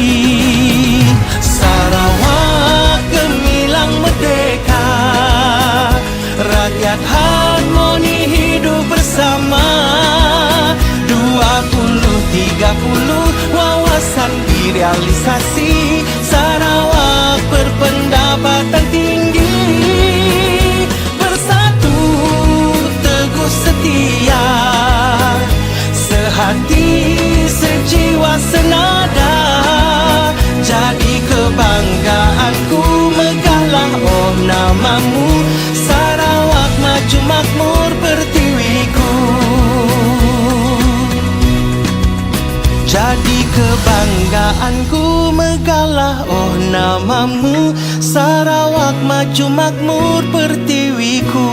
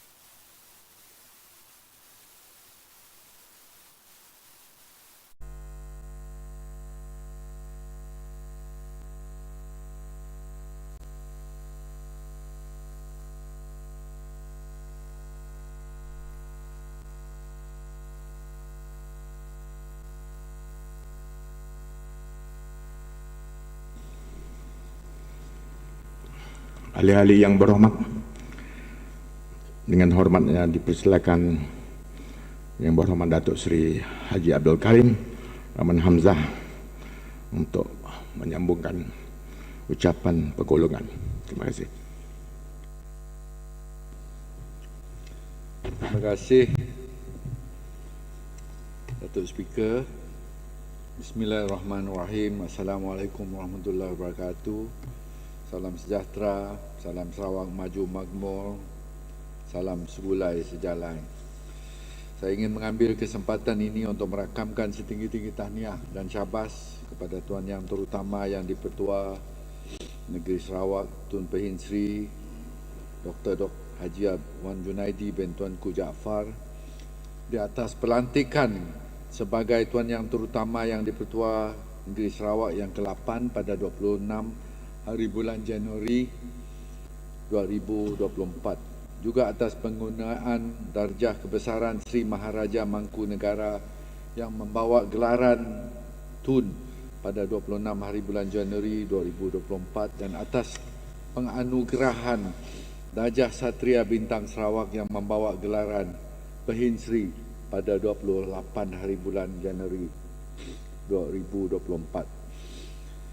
Saya juga ingin menyampaikan salam takziah kepada semua ahli keluarga mantan Tuan Yang Terutama Yang di-Pertua Negeri Sarawak, almarhum Tun Pehin Sri Haji Abdul Taib Mahmud yang telah kembali ke rahmatullah pada 21 hari bulan Februari 2024 bersamaan dengan 10 hari bulan Syaban 1445 Hijriah.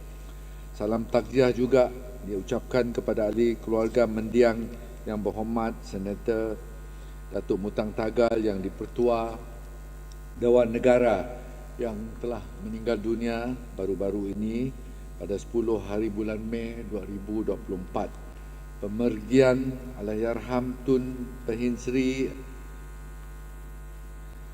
Haji Abdul Taib Mahmud dan juga mendiang Yang Berhormat Datuk Mutang Tagal merupakan satu kehilangan besar bagi Sarawak.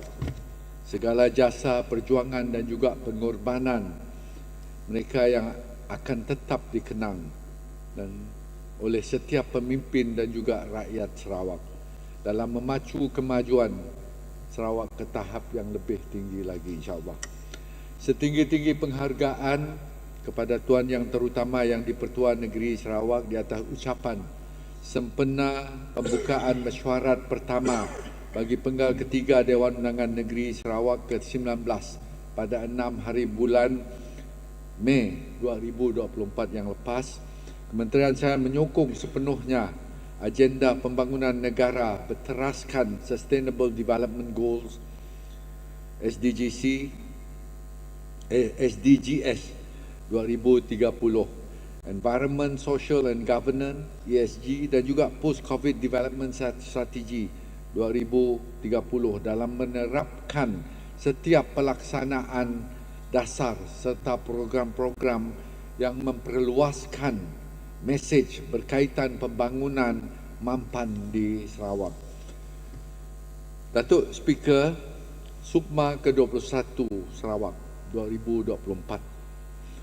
For the information of this August House, Sukma 21st Sarawak 2024 will be held in Sarawak from the 17th until the 24th of August 2024, involving 9 divisions, namely Kuching, Samarahan, Serian, Seri Aman, Betong, Sibu, Mukah, Bintulu and Miri. All these 9 divisions have been chosen to be the venue for certain sporting events. Apart from concentrating on the event itself, this is our chance to tap into sports tourism sector, providing opportunities to boost our domestic economy and visitors to Sarawak. Apart from generating interest in sports in all these 9 divisions.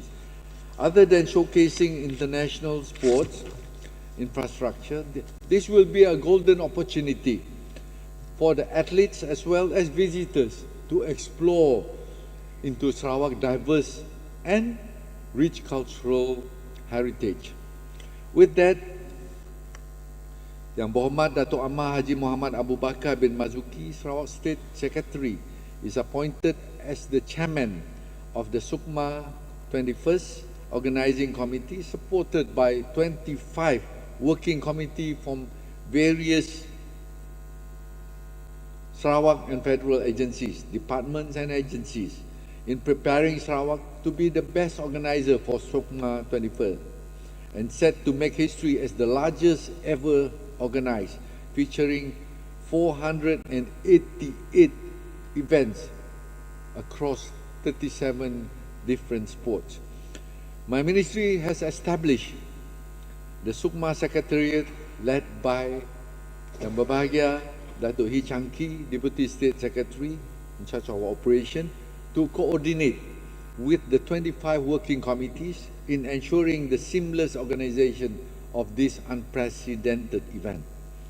The working committees are as follows: Jawatan Kuasa Khas Teknikal, Jawatan Kuasa Media, Publicity, Seranta, Seraya, Percetakan dan Kewartawanan, Jawatan Kuasa Pengangkutan, Jawatan Kuasa Perkampungan Sukan, Penginapan Pegawai dan juga Atlet, Jawatan Kuasa Teknologi Maklumat dan juga Laman Sesawang Rasmi, Jawatan Kuasa Tenaga Kerja Sukarelawan dan juga Pegawai Perhubungan, Jawatan Kuasa Teknikal dan juga Pertandingan, Jawatan Kuasa Majlis Perasmian Pembukaan, Penutupan dan juga Majlis Makan Malam Rasmi Sukma, Jawatan Kuasa Kebajikan, Jawatan Kuasa Persembahan Sambutan, Kebudayaan dan juga Kesenian, Jawatan Kuasa Bantuan Kecemasan, Perubatan dan juga Kesihatan, Jawatan Kuasa Keselamatan dan Kawalan Trafik, Jawatan Kuasa Bapa Angkat, Jawatan Angkat, Jawatan Kuasa Penyokong, Pasukan Sorak dan juga Penonton, Jawatan Kuasa Persiapan dan juga Kelengkapan Venue, Jawatan Kuasa Telekomunikasi, Jawatan Kuasa Anti-Doping, Jawatan Kuasa Ketibaan Pegawai dan juga Atlet-Atlet Immigration, Jawatan Kuasa Bagasi, Jawatan Kuasa Sajian Makanan, Jawatan Kuasa Promosi Pelancongan, Jawatan Kuasa Kebersihan dan juga Keceriaan, Jawatan Kuasa Penganjuran Golf Jemputan, Jawatan Kuasa Karnival Sukma dan Sukma Secretariat inclusive of Game Management System. So you can see the magnitude of this national sport this time round, where we have to introduce 25 different committees just to make sure that everything runs smoothly. 13 state contingents along with the federal territory are confirmed participants in Sukma 21st, Sarawak 2024, with Negara Brunei Darussalam recently expressing interest. The total number of participating contingents now stand at 15. Facilities preparation. Our facilities now stand as glimmer of hope, ready to welcome athletes from every corner of the nation. This international level of facilities are also a symbol of unity, inclusivity and spirit of sportsmanship, which beyond the structure of concrete, brick and steel. I hope that every athlete grazing our sporting grounds will recognize that every corner of the arena is imbued with our wishes for their successful endeavor. Promotional activities, as we are currently intensifying the promotion of Sukma, extensive efforts and events exposure are underway through our official websites and various social media platforms, including Facebook, X, TikTok, Instagram, and Threads. The State Public Communication Unit, UKAS, serving as our media publicity, focal, broadcasting, printing, and journalism working committee, is diligently promoting the event by sharing the latest news and activities related to Sukma, not only on our official social media platform or account, but also through mainstream media channels such as TVS, RTM and Astro Arena. In addition to electronic promotional activities, UCAS is actively promoting Sukma through physical promotional materials such as billboard installed at various locations across Sarawak. In addition to the electronic updates and other promotional efforts via courtesy calls to the Menteri Besar as well as Chief Minister all over Malaysia, including to Brunei Darussalam later. And together with the one who in charge of para Sukma, that is my colleague yang berhormat Datuk Sri Hajah Fatimah, we have been going around all over Malaysia to promote and invite the head of every state personally for them to come for the opening ceremony as well as the closing ceremony. This visit commenced on the 22nd of April. The purpose of this visit is to promote Sukma as well as para Sukma and to extend our official invitation, as I mentioned just now, to the opening ceremony, closing ceremony as well as the gala dinner. The opening ceremony will be graced by Tuan Yang Terutama Yang di-Pertuan Negeri Sarawak. The official dinner will be graced by the Right Honourable Premier of Sarawak, and the closing ceremony will be graced by the Right Honourable Prime Minister of Malaysia. As for domestic promotion, the baton run spanning across all 12 divisions in Sarawak commenced on the 27th of April 2024 and will continue until the 23rd of June 2024. That means it starts from Lawas, where I was there personally to flag it off, and we will be received on the 23rd of June. The last leg will be in Kuching, which will be officiated, flag off by Right Honourable Premier, inshallah. Each pit stop involving our former athletes and sports legion from the respective divisions to lead the run. This program stands as a testament to the strength of unity, commitment and steadfast support in showcasing the excellence of what Sukma has to offer, and our effort to vibe up the game so that every Sarawakians will get excited and go to the game venue when the game started, and of course to support our state team. Launching of Sukma and Para Sukma 21 Sarawak 2024. I'm delighted to inform this August House that the launching of Sukma and Para Sukma 21st Sarawak 2024 took place successfully on the 9th of March 2024 at Pullman Hotel, Kuching, with the theme Semangat Perpaduan Membara. Nearly 1,000 attendees comprising of athletes from various sports, presidents of sports association, coaches, sport excos from participating states and officials from Ministry of Youth and Sport Malaysia, Olympic Council of Malaysia, Institute Sukan Negara and Majlis Sukan Negara, Majlis Sukan Negeri-Negeri and Jabatan Belia dan Sukan Negeri-Negeri witnessed the launching of Sukma logo, songs as well as the mascot. After using the old mascot for so many years already, this year we have introduced the new mascot which looks more garang, and hopefully with that new mascot it will drive our athletes to excellence. Our mission is to meticulously plan and execute every aspect of Sukma by ensuring an unforgettable experience for the participants as well as the spectators. As of today, I'm delighted that most of our plan is progressing well. In promoting the spirit of fair play with unwavering determination and teamwork, each working committee plays a vital role in bringing our vision to be the best organizer as well as to be the overall winner. I will not be happy just to be the best organizer. We must be the overall winner, and there's no other second fiddle that we would want to see. 100 days countdown of our star, our pride. My ministry main emphasis has been on ensuring the readiness of Sarawak athletes for the upcoming competition.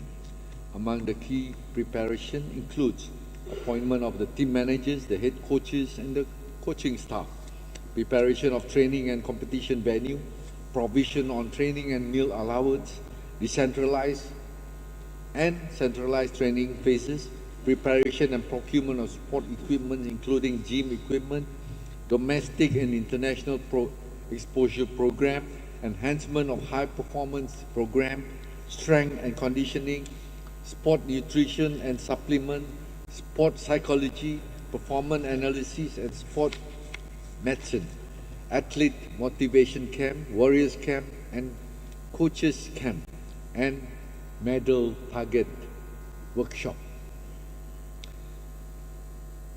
The 100-day Sukma countdown for Sarawak contingent was held on the 9th of May 2024. It was just last few days at Pullman Hotel, and more than 1,200 athletes and officials gathered there.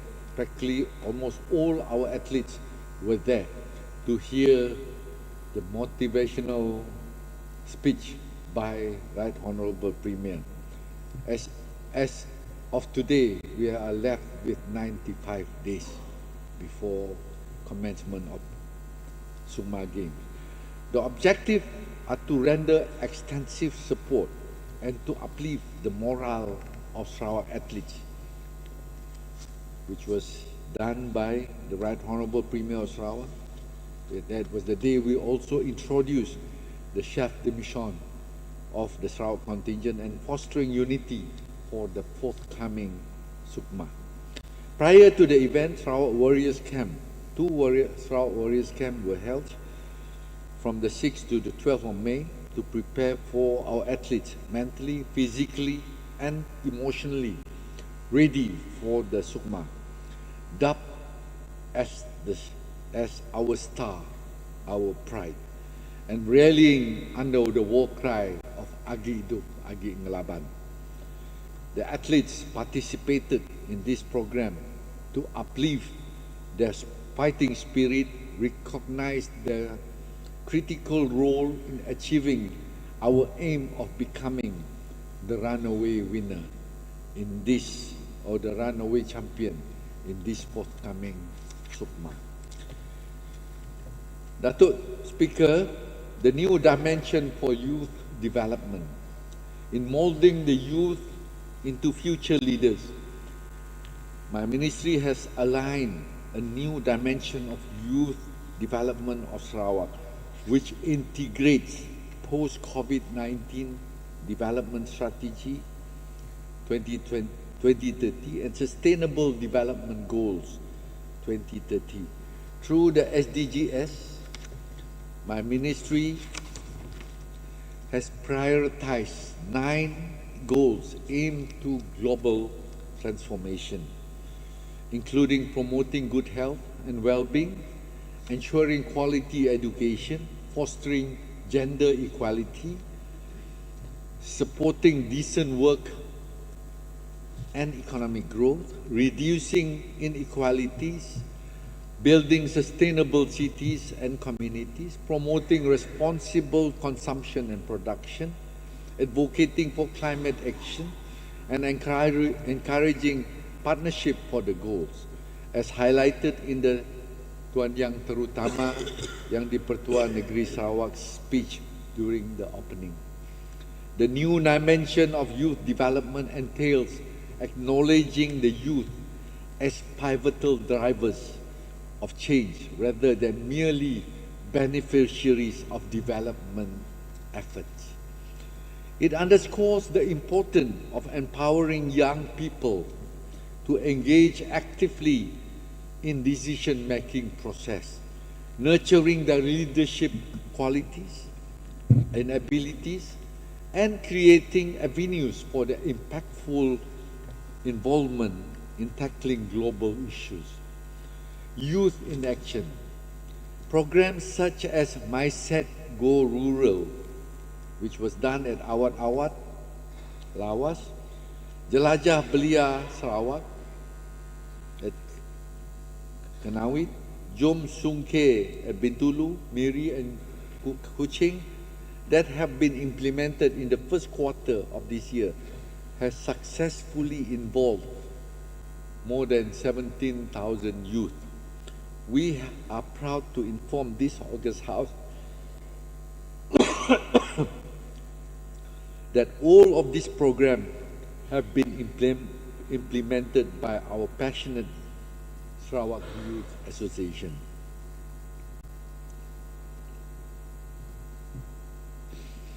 My ministry believes that by empowering the youth, Sarawak can harness the potential to thrive, to drive innovation and social progress, ultimately contributing to a sustainable and inclusive future for Sarawak.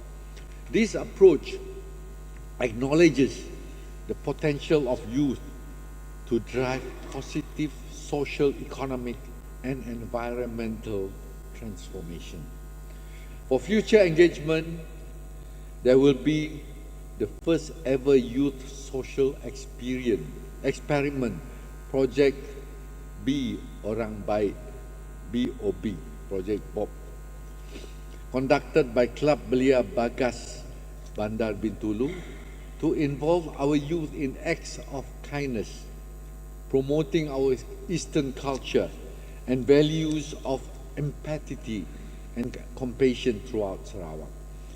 Hari Belia Sarawak is set to make an impactful return, featuring a range of activities with the theme Neon and Beach Party, aimed at highlighting the talents of Sarawak youth at Mukah Division, scheduled in October 2024.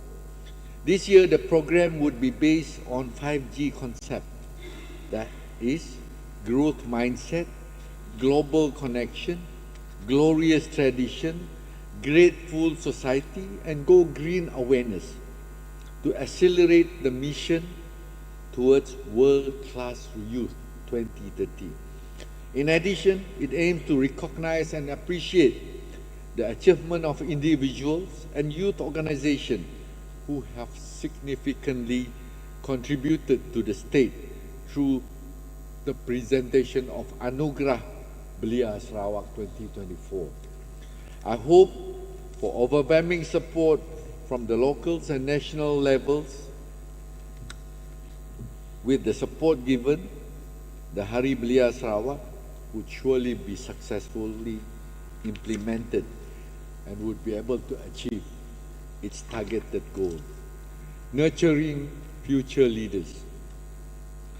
Youth engagement for leadership is crucial for fostering and nurturing future leaders in Sarawak, as the youth are able to offer fresh perspective and sustainable development, providing opportunities for young people to participate in decision-making process and develop various leadership platforms such as My Set Go Rural University, are efforts by my ministry in nurturing leaders that focus on sustainable environment aligned with our Right Honourable Premier's aspiration. The Right Honourable Premier of Sarawak has introduced a range of new energy resources like hydrogen technology, cascading dam, solar power, and biomass waste to energy to diversify the energy mix and reduce reliance on fossil fuel. My ministry is preparing the youth to harness Sarawak's abundant natural resources for sustainable energy production that could boost economic growth while preserving the environment by introducing engagement programs. The programs are by advocating the university's sustainable policies, participation of youth in climate-related projects and initiatives, promoting green energy, raising awareness about climate change impact, and the role of youth in protecting and pursuing sustainable environmental development.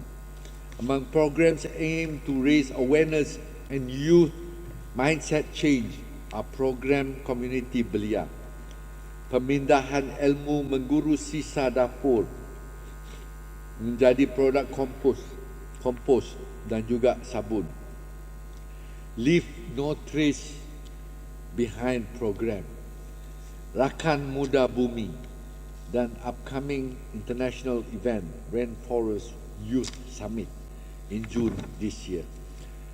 After the successful implementation of program Integrasi Belia Sarawak with Johor as well as with Sabah youth, my ministry has been approached by the Ministry of Youth and Sport Malaysia as well as the State of Pahang and an international youth association SHIP for Southeast Asian and Japanese youth program to collaborate in implementing youth integration programs for the national and international level. Further discussions are being held from time to time to ensure the integration programs become a reality. My ministry believes through these experiences and exposure, Sarawak youth can develop empathy, intercultural communication skills, and a deeper appreciation for diversity, preparing them to thrive towards becoming youth leaders in present global village.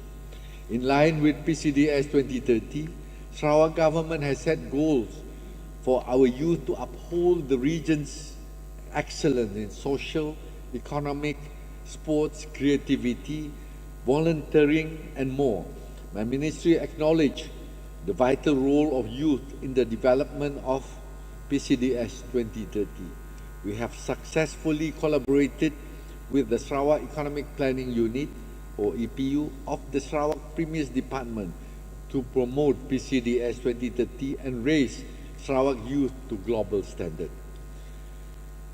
Datuk Speaker, Sarawak State's Youth and Sports Development, Jabatan Belia dan Sukan Sarawak. This is the federal outfit that oversees youth. Jabatan Belia dan Sukan Negeri Sarawak, OJBS, plan to organize 38 youth development programs in 2024 involving more than 90,000 participants throughout Sarawak. This includes courses, workshops, seminars, camp, recreational pursuit, physical outfit, fitness and sports, as well as community service projects, such as Semarak Hari Belia Negara in all 45 districts, state-level National Youth Day, Majlis Perundingan Belia Negara 2024, National Youth Award, Jenta Belia dan Yellow Ribbon. Rakan Muda under JBS consists of 10 wildlife elements as a platform for spending quality time and a unifying factor within the community. The elements are Rakan Aktif, Rakan Bumi, Rakan Demokrasi, Rakan Digital, Rakan Aspirasi, Rakan Litar, Rakan Music, Rakan Mahir, Rakan Niaga, dan Rakan Prihatin. Each element consists of programs including courses, workshops, training, outdoor recreational activities, volunteering and community service, capacity building and seminars. The Duke of Edinburgh Award, also known as Anugerah Remaja Perdana Rakan Muda, is an ongoing comprehensive program that can build young individuals of caliber. This internationally recognized program, which covers all the components of volunteering, community service, recreational sports, and also encourages creativity, and skill for individual who follows this program was also offered to schools and universities. This year, there will be a commissioning ceremony for silver and bronze medal achievers involving 251 youth throughout Sarawak. A course for leaders of this Anugerah Remaja Perdana Rakan Muda will also be held this coming 17 to 19 of May this year. Rakan Muda Secretariat is another program that emphasizes on giving our youth the opportunities to realize their potential, acquire worthwhile experiences, and contribute to the community through sports, leisure, and community activities. Mukah Polytechnic has been elected as one of the emerging Rakan Muda Secretariat this year. On Saberkas, Pertubuhan Belia Kebangsaan Bersatu Sarawak, or in short, Saberkas, is no exception in carrying out and developing youth activities throughout Sarawak. Nearly 700 programs were organized last year for the Golden Jubilee celebration held across the state, branches and unit levels. Mind you, in 1 year we have got 365 days, but Saberkas came up with 700 programs last year. So you can imagine practically, if you are to look at it on a day-to-day basis, practically every day we have got an event. But all these are lumped into the weekends. Nearly, this program indirectly encourage volunteerism and leadership among Saberkas members. The highlight of the Golden Jubilee celebration was officiated by Right Honourable Premier of Sarawak on the 26th of January 2024, where the Jasamu Dihargai Award was presented to former leaders for their significant contribution to Saberkas. This year, Saberkas arranged various programs such as the Saberkas Sports Carnival, Saberkas Prihatin, and Saberkas Bubolambo in collaboration with the corporate sector. The launch event for the Saberkas Bubolambo Roadshow 2024 took place in Sri Aman, and it was later held at 72 other locations across Sarawak. Saberkas anticipate organizing more programs in the future and hope for more agencies involving to support Sarawak youth development agenda. For the upcoming Sukma 2024, Saberkas will play a vital role in supporting and coordinating supporters for our Sarawak Sukma contingent, apart from being volunteers, acting as volunteers in all the Sukma venues. Pemadam, in addressing the issue of drugs and illegal substance abuse among youth, my ministry is working closely with Pemadam in various programs. For this year, 2024, Pemadam Sarawak has planned various activities which include the launching of the state-level Anti-Dada Day Celebration 2024, drugs-free family seminars, Break Off 2024, Hero Anak Sarawak, Women's Stabilization Program, or HAWA, and Futsal Friendly Matches 2024. Shantec, Unimas, and UPM Bintulu campus in Sarawak has formed the Pemadam Student Club, and Pemadam wishes to extend this initiative to all other higher learning institutions. In line with the government mission of drugs-free nation by the year 2030, my ministry, through Pemadam Sarawak, in collaboration with government agencies such as Agensi Anti-Dadah Kebangsaan, or AADK, Narcotic Crime Investigation Department of PDRM, Jabatan Pendidikan Negeri Sarawak, Jabatan Kesihatan Negeri Sarawak, and Saberkas will continue to implement the 5 trusts program, namely school-based drug prevention program. Secondly, drug prevention program in family. Thirdly, drug prevention at workplace. Fourthly, drug prevention program in community. And fifthly, our outreach program. So far, from January until May 2024, 45 activities have been carried out involving 14,915 participants had attended these activities, which involve students, teachers, youth, parents, community leaders, professionals, workers and government officers. Among the programs are anti-dada awareness talk, anti-drugs exhibition, anti-drugs posters and slogan competition for school children, short video making competition, membership drives, and anti-drugs awareness campaign at the district level. My ministry will continue to work closely with Pemadam in organizing educational and drug awareness program for our youth as well as our school children. Datuk Speaker, Mass Sport Community Program.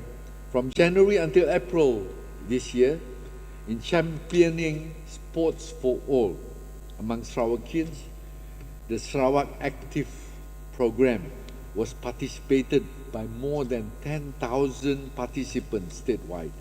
Our ongoing engagement strategy involves different strata of our society in organizing various activities tailored to suit the local needs of all walks of life. As of May 2024, Datuk Speaker, Sarawak Active Society has participated in 2 events, namely Sukan Antara Kementerian and Sport Administrative Course in collaboration with the Olympic Council of Malaysia, implemented by my ministry.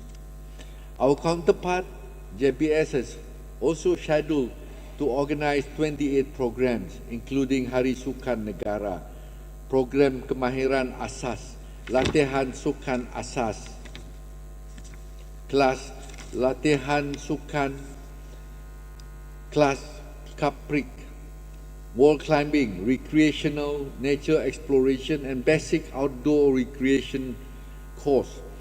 In addition, Inspired iTalent and Inspired iTrain are programs tailored to empower individuals with disabilities, guiding them to explore their abilities in competitive sports for the disabled. Participants selected for these initiatives will benefit from specialized coaching and opportunities to compete, nurturing their skill development towards becoming world-class athletes. My ministry will continuously gauge our collaboration level in order to achieve the optimum level of satisfaction and its outcome on our local community. Our ongoing and remaining events highlight for the year, namely Sarawak Active Activities in conjunction with Sukma Baton Run, which had started on the 27th of April in Lawas, 28th of April in Miri, 11th of May in Bintulu, and on the 12th of May in Muka. Other programs in the pipeline are Sarawak Tower Run, Carnival Sukan Rakyat Sarawak, Sarawak Open Extreme Games Competition, Tug of War Official Course and Tour di Malindo Fun Ride, in collaboration with our Indonesian counterpart in West Kalimantan Province, with an approximate distance of 62 km from Balai Kerangan in Kalimantan, Kecamatan Sekayam, to Siaran Conference Center in Siaran Division, Sarawak. World Boxing Council Championship. For the first time ever, Sarawak, or rather Malaysia actually, it has not been hosted by... For the first time ever, Sarawak and Malaysia has hosted World Boxing Council Championship last few days. That is on the 11th of May 2024. Actually, this championship was supposed to be held in Bangkok, but I have requested for Sarawak Boxing Association to appeal to bring it to Kuching. That was several months ago, because one of the athletes that is going to be competing for that World Championship is a Sarawak kid. That's why I want it to be in Kuching, to open it up, and then with the local support, we might be able to be a world champion. And so it happens to be that way. This is a historic milestone for Sarawak as well as Malaysia, especially because Sarawak was given the opportunity to host an international boxing tournament featuring professional boxers from all over the world. 11 countries have participated for this event, namely Japan, India, Pakistan, Thailand, the Philippines, Singapore, Brazil, South Korea, Indonesia, United States of America, and of course the host, Malaysia. I managed to speak to some of the boxers, especially the one from the United States. He said he fall in love with the state. He want to live in Sarawak, he said. But it's not that easy, lah. Just after coming for the first time, he fall in love with the state. We are very, very proud because one of Malaysian representative, our very own Kilat boy, Deloniel Magdalene Bong, has won and been crowned as the World Boxing Council Asia Silver Super Bantamweight in this championship. It's a big achievement for him, and it's a big achievement for Sarawak, and we hope that with this kind of achievement, it will build up the interest of boxing in Sarawak, and hopefully also this one will extend into the Sukma game, whereby we hope to capture many goals in boxing, which I have purposely chosen Sri Aman as the venue. Kilat boy come from Sri Aman. We know that Sri Aman produce a lot of boxers, so we choose Sri Aman as the venue for boxing, hoping that the whole Sri Aman will be there at the venue, backing our boxing athletes. I can see it also that night when the whole stadium erupted with that spirit. Whoever is our opponent will definitely be feeling the jitters. And I want to see that also in Sri Aman during Sukma, inshallah. That is also the reason why when Dr. Yang Muhammad from Nangka request for boxing to be brought from Seribu, so I told him we can't, because I have seen how the crowd in Sri Aman is when it comes to boxing. Give it to them this time round. So that's the reason why the venue stays in Sri Aman. There are so many others who would want to see boxing being brought to their hometown or their town. Before the World Boxing Competition, Sarawak Amateur Boxing Association, or SABA, had also organized the third series of Sarawak Open Championship 2024 from the 6th until the 10th of May 2024, which includes boxers from Peninsula Malaysia, from Sabah, from Sarawak, West Kalimantan, Sumatra, Singapore, as well as Sri Lanka. We believe that through this competition, we would be able to expose our young boxers, create the interest in boxing, as well as produce more international athletes from Sarawak. International tournaments, in anticipating the PCDS 2030, which is to grow Sarawak economy by 8% per annum through one of the 6 economic drivers or factors, namely tourism. My ministry will continuously pave greater development of Sarawak sport industry, such as the WBC Championship, Spartan Race, Decathlon, World Junior Team Competition under 14, and many, many more. In addition to this initiative, smart partnership with our local sports NGOs enabled several international sport events to be hosted in Sarawak. It benefited Sarawak by creating economic and social opportunities for the communities. We have seen,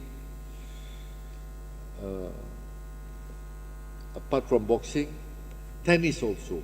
The 2024 International Tennis Federation, or ITF, World Junior Team Competition under 14, Asia Oceania Final qualifying tournament for boys and girls was held from the 16th to the 30th of March 2024 at the Sarawak Lawn Tennis Association, or SLTA Center in Kuching. A total of 32 teams for both boys and girls from Australia, China, Chinese Taipei, Hong Kong, Indonesia, Iran, Japan, Kazakhstan, South Korea, New Zealand, Pakistan, Singapore, Thailand, Uzbekistan, India, Sri Lanka, Nepal, and Malaysia took part in this tournament. Well, definitely, these are the age group. These are the same pool of athletes which one day we will see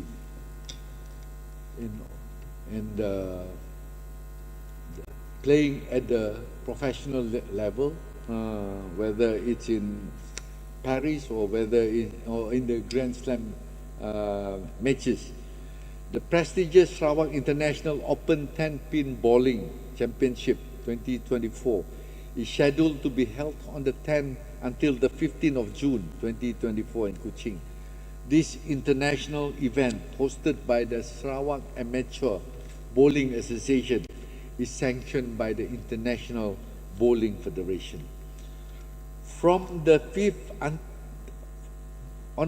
to 6th of October this year, Sarawak will be hosting the last two legs, or the last two stages of the Petronas Tour de Langkawi 2024. I'm not too sure when was the last year the Tour de Langkawi reached our show down there. It has always been held in West Malaysia, but somehow this year it come back here again, and two stages of it will be held in Sarawak.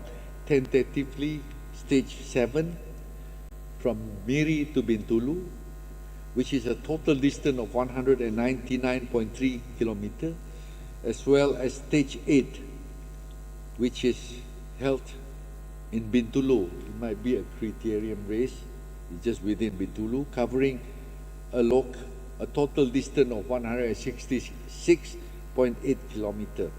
As described by the race organizer in their recent committee meeting, the challenging and tough route stages in Sarawak will determine the overall championship title, who will be the overall champion.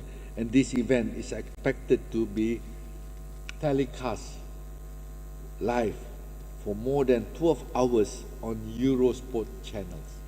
So that will help in a lot of ways in promoting Sarawak as well as promoting our tourism. This year, having given 2 of its final stages, my ministry hopes that the Sarawak race route will continue to feature in the many, many years of the Tour de Langkawi upcoming races. Achievement of Sarawak athletes in international tournaments. Champions aren't made in the gyms. Champions are made from something they have deep inside of them. A desire, a dream, a vision. This is the quote by the legendary boxer, the late Muhammad Ali. I would like to take this opportunity to congratulate our Sarawakian athletes who have made it big outside of our show. Among them, firstly, Ashley Lau, as Malaysia #1 women golfer with 237 Rolex Women World Golf Ranking. If I'm not mistaken, she's the first golfer from Sarawak to turn pro. She came down to see me. She started her golf also through Sukma, where at one time she won silver medal, if I'm not mistaken, in one of the Sukma before. And now she is in the States, moving all around the world. And I do know that she won one of the tournament in Australia, the Queensland one, if I'm not mistaken, coming from Sarawak. Then we have got Mirabel Ting, who is the Augusta National Women Amateur 11th place world ranking. She will be representing Sarawak in the next Sukma, and God willing she will be able to deliver gold. If nothing happens, I don't think anyone can beat her at her level. She's just too good. The third one who have made it big, Gillian Lim Siok Giok. You might not really know, but those from the 10-pin bowling will know this name very well. Recently has won champion in the Women's Open Masters Final in the 42nd Malaysian International Open Bowling Championship 2024. It's a very, very big achievement, because I know in this particular event, the one that won champion and the one that got second were both Sarawakians.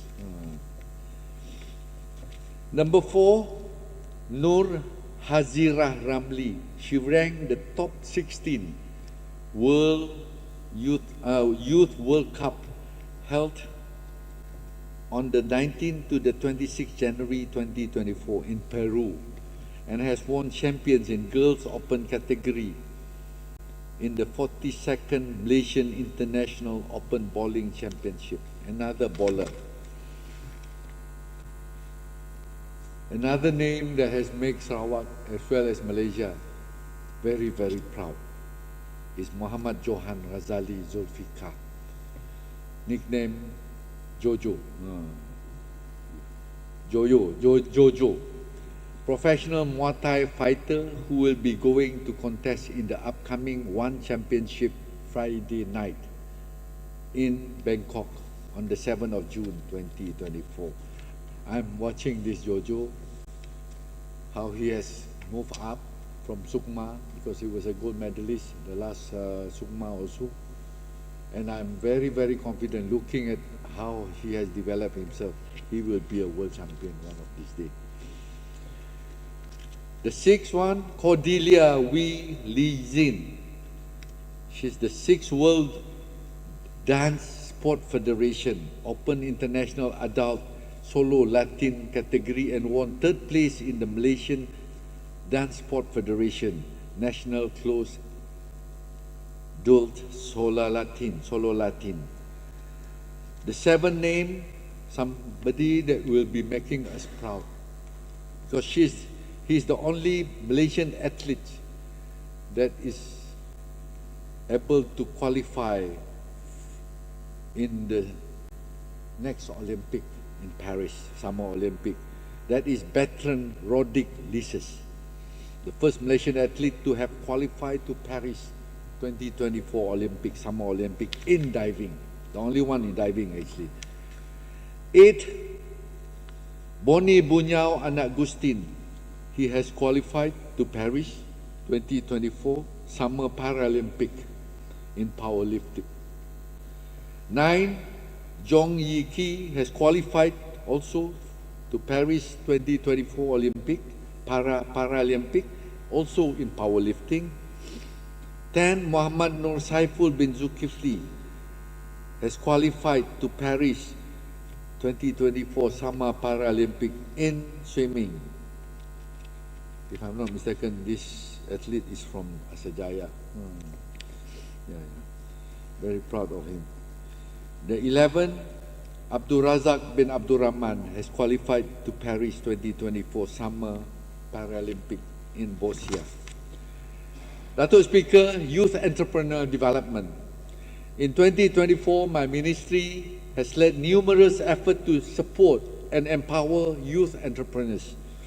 The Youth Entrepreneur Set Up, or what we call YES 1.0, focuses on the awareness and promotion of youth entrepreneurship, while YES 2.0 is on digitalization stand out as a flagship initiative, has attracted 4,112 participants, with 3,654 in YES 1.0 and 458 in YES 2.0. This participation not only demonstrates strong interest in our initiative, but also highlights the potential and enthusiasm among future young entrepreneurs. A comprehensive survey was conducted in 14 locations throughout Sarawak to understand the interest and trend among the youth as well as the participants. Based on the data that was collected, the top 5 sectors where the youth seem to have an interest are, firstly, food-based industry, F&B, bakery. Secondly, retail and services, especially fashion, beauty and health, gig economy. Thirdly, in agriculture. Fourthly, in TVET sectors, construction, electrical, as well as electronic and automotive. And fifthly, in tourism and creative industry. With this data and information, Dato' Speaker, my ministry will tailor its initiative and programs to meet the evolving needs as well as aspiration of our young entrepreneurial community.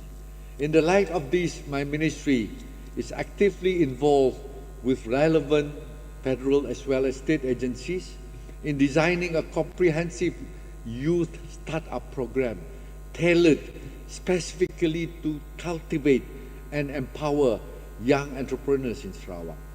This program is meticulously crafted to offer aspiring entrepreneurs the necessary motivation, the startup capital, the guidance, and as well as resources to begin the entrepreneurial journey. Through this program, our goal is to create an environment that nurtures entrepreneurial talent, digital and entrepreneur drive, creativity and innovation, borderless networking, and sustainable growth for young entrepreneurs. In recognizing the crucial role of digital entrepreneurship in shaping the future of our economy, we have established a strategic partnership with Sarawak Digital Economic Cooperation, or SDEC. Together, we are embarking on a journey to nurture entrepreneurs and promote digital innovation among our youth, aiming to position Sarawak as a hub of technological excellence. In our ongoing effort to showcase creativity of our local small and medium enterprises, or SMEs, we launched the Gerai Keusahawanan during the Sukan Sarawak, or SUPSA 2023 in Cebu. This platform not only offered a lucrative opportunity for our entrepreneurs to exhibit their product, but also facilitate networking and market expansion. The remarkable success of this initiative, generating total sales of Ringgit Malaysia more than 30,000 over 4 days, underscore the untapped potential of our local businesses. Additionally, in our commitment to broaden horizons for our entrepreneurs, we facilitated their participation in the Sabah International Expo, or in short it's called SIFEC, SIFEC, in Kota Kinabalu, and the upcoming Borneo Native Festival, or BNF 2024 in Kuala Lumpur. This provided our local entrepreneurs with the chance to showcase their product on an international platform, with local favorites such as gula apung, ikan tahai, black pepper, and local fruits products receiving attention and appreciation beyond borders. Another opportunity for this upcoming Sukma Gerai Keusahawanan, which is part of Carnival Sukma, which we plan on every of the venue. The 9 division that we are hosting Sukma Gerai Keusahawanan, which is part of Carnival Sukma, presents a significant opportunity for our local entrepreneurs to exhibit their product to a diverse and extensive audience, propelling their businesses to greater success.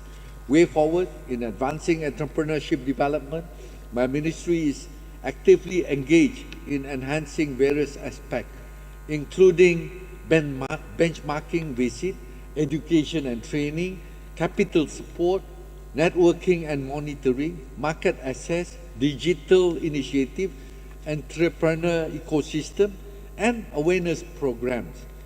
Through this effort, we aim to create a conducive environment for entrepreneurial growth and innovation, empowering our entrepreneurs to thrive and contribute towards the socio-economic development of Sarawak in line with SDGs, EGS, and PCDS 2030. Dato' Speaker, development of social facilities as well as sport facilities. My ministry has been persistent in encouraging and supporting athletes and sportsmen to accomplish their mission to winning competition in national as well as international level. The continuous effort by the Sarawak government to allocate sport facilities throughout the division and district level have benefited, especially in strengthening communities, promoting social bonds, and supporting youth in the urban as well as rural areas. This is in accordance with PCDS 2030 in ensuring social inclusivity by narrowing urban and rural development with greater urban-rural economic integration, capacity building, and community participation for sustainable development. Under the 12 Malaysia Plan, Ringgit Malaysia 144.6 million was approved and Ringgit Malaysia 237 million also approved under Project Rakyat, with a total sum of Ringgit Malaysia 381.6 million, with 22 Project Rakyat and 21 and 61 RMK 12 physical project approved.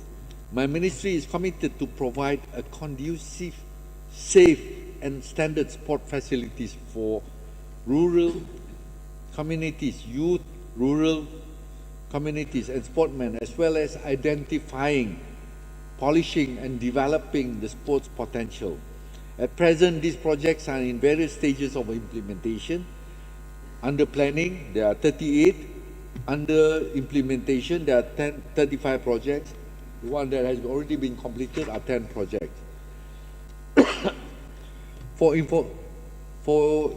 information of this August House also, the under planning projects are mostly new projects approved under Project Rakyat and mid-term review of 12 Malaysia Plan, while others are under tender documentation, finalizing the design, drawing and siting application. The proposed improvement works to Kapit Indoor Stadium and the proposed improvement work to Kapit Swimming Pool is expected to be tendered in June 2024 and to kick off by early September 2024. I have personally went over to see the swimming pool as well as the indoor stadium, which was a little bit rosak lah selepas digunakan untuk COVID-19 last time. A lot of it. Meanwhile, my ministry will also kick off project proposed retrofitting and covered outdoor learning areas, kola, or swimming pool for Miri public swimming pool. Now we don't build swimming pool where the swimmers will be swimming under the hot sun. All swimming pool that we are building will have the cover. Gone are those days where you swim just like you swim in the river. Tentatively, the one it will be awarded, the one in Miri will be awarded in the third quarter of 2024 and expected to be completed by the first quarter of 2025. The implementing agency for this project is Sarawak Sports Corporation. Besides this, my ministry will also kick off the proposed improvement work in Miri public swimming pool to carry out full scope of the repair works for the pump and filtration system for the swimming pool. The implementing agency for this project is Miri City Council. My ministry and this implementing agency will continue to work together in ensuring all projects under Project Rakyat and the Tour Malaysia plan will be implemented and completed as scheduled. In preparation for Sukma 21st Sarawak 2024, my ministry and its agency, Sarawak Sports Corporation, have joined effort in ensuring that the venues are well prepared and in accordance to sport standard qualification. 24 facilities have been identified to be upgraded and 3 new facilities under construction and expected to be completed by July this year to meet the target whereby Sukma will be in August.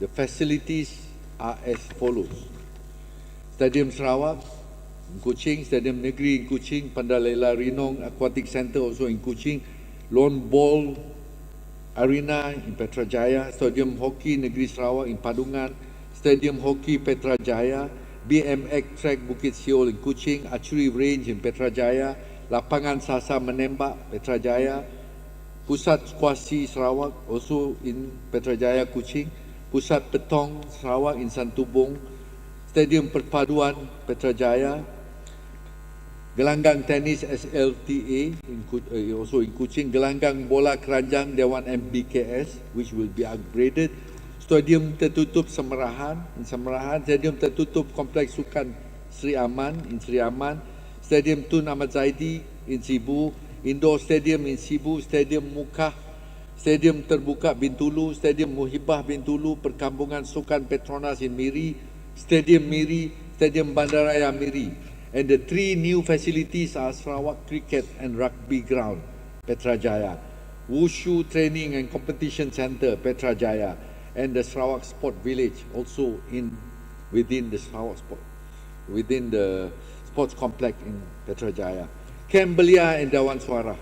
In line with the ministry's mission to nurture and execute a holistic youth development program, Camp Belia Mukah, Camp Belia Kemunyang, and Camp Belia Puih plays vital role in providing venues to organize activities and programs to build leadership values, team spirit, and highly determined figures among the youth. Apart from that, it is also to inculcate the sense of togetherness and close rapport among youth from various social and racial backgrounds. Dewan Suara in Sarawak are still widely utilized by state events and general public such as Hari Belia Sarawak, Pengurniaan Darjah Kebesaran Negeri, Majlis Tilawah Al-Quran, Majlis Penamaan Calon, dan pengundian, convention, seminar, exhibition and sales, wedding, banquet, and many more. My ministry will continue to execute the maintenance action plan by phases for all Dewan Suara by prioritizing the sustainability of these premises to serve the community. Issues raised by ahli-ahli yang berhormat related to Ministry of Youth, Sports and Entrepreneur Development. I wish to thank ahli-ahli yang berhormat from Satok, Bukit Asik, from Pelagus, Pelangusan, Pujut, Telian, Jepak, Balingian, Tamin, Meradong, Meluan, Kabung, Batu Danau, Ngemah and Bukit Semujar for their proposal, the issues and suggestions raised in relation to Sukma, youth, sports and young entrepreneur programs and sport facilities throughout Sarawak. The government will continue to formulate and implement various youth sports and entrepreneur development programs and activities in Sarawak to produce healthy, creative and skillful youth as well as high-performance athletes. In conclusion, Datuk Speaker, saya ingin mengambil kesempatan ini untuk mengucapkan terima kasih kepada Tuan Datuk Speaker dan semua warga Dewan Undangan Negeri Sarawak di atas kecemerlangan dan juga komitmen yang tinggi bagi melancarkan persidangan kita kali ini.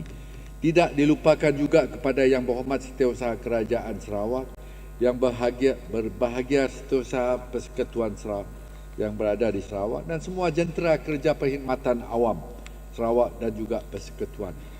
Setinggi-tinggi penghargaan kepada timbalan-timbalan menteri dan semua kaki tangan kementerian saya yang telah bertungkus lumus menyediakan input dan juga informasi serta sokongan padu.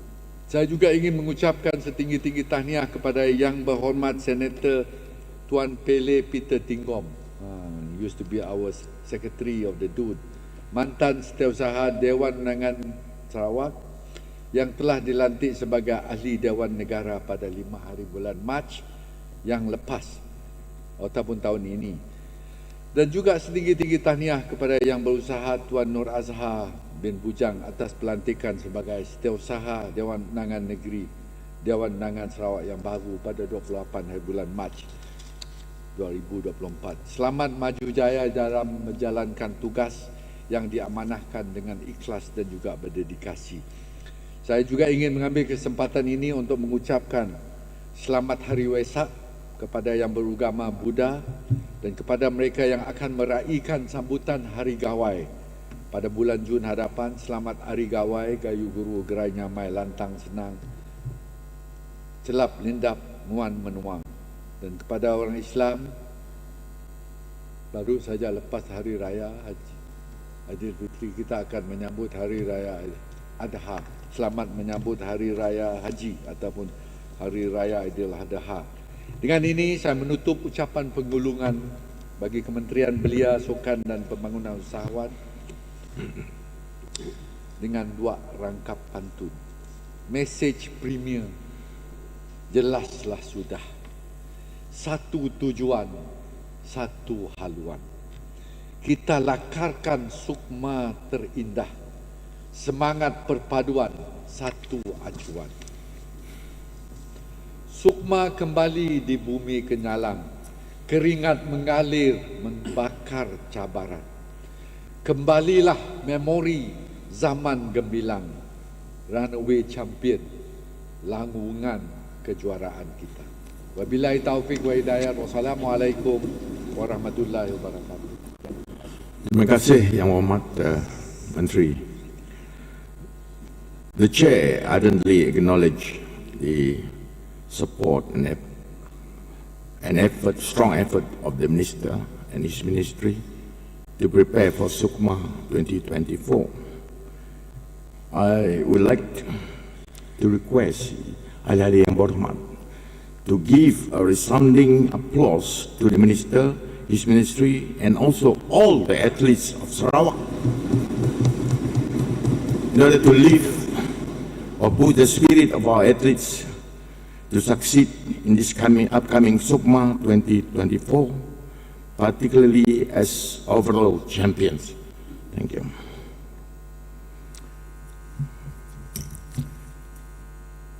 Next, may I call upon Yang Berhormat Datuk Seri Dr. Stephen Rundi Anutom, Menteri Industri Makanan, Komoditi dan Pembangunan Wilayah, untuk menyampaikan pergulungan. Thank you, Datuk Speaker. You don't mind to skip the lunch? Okay. At your request. That's okay. Are you insisting on... I continue. 1 hour. Are you insisting on lunch or on speaking? Well, this is 12, almost 1 now. It's only fair for us to have All right. lunch. I don't mind. Humbly agreed. You all agree with me? I'm sure This they're House happy. stand adjourned until 2:30 when we resume sitting. Thank you. Thank you.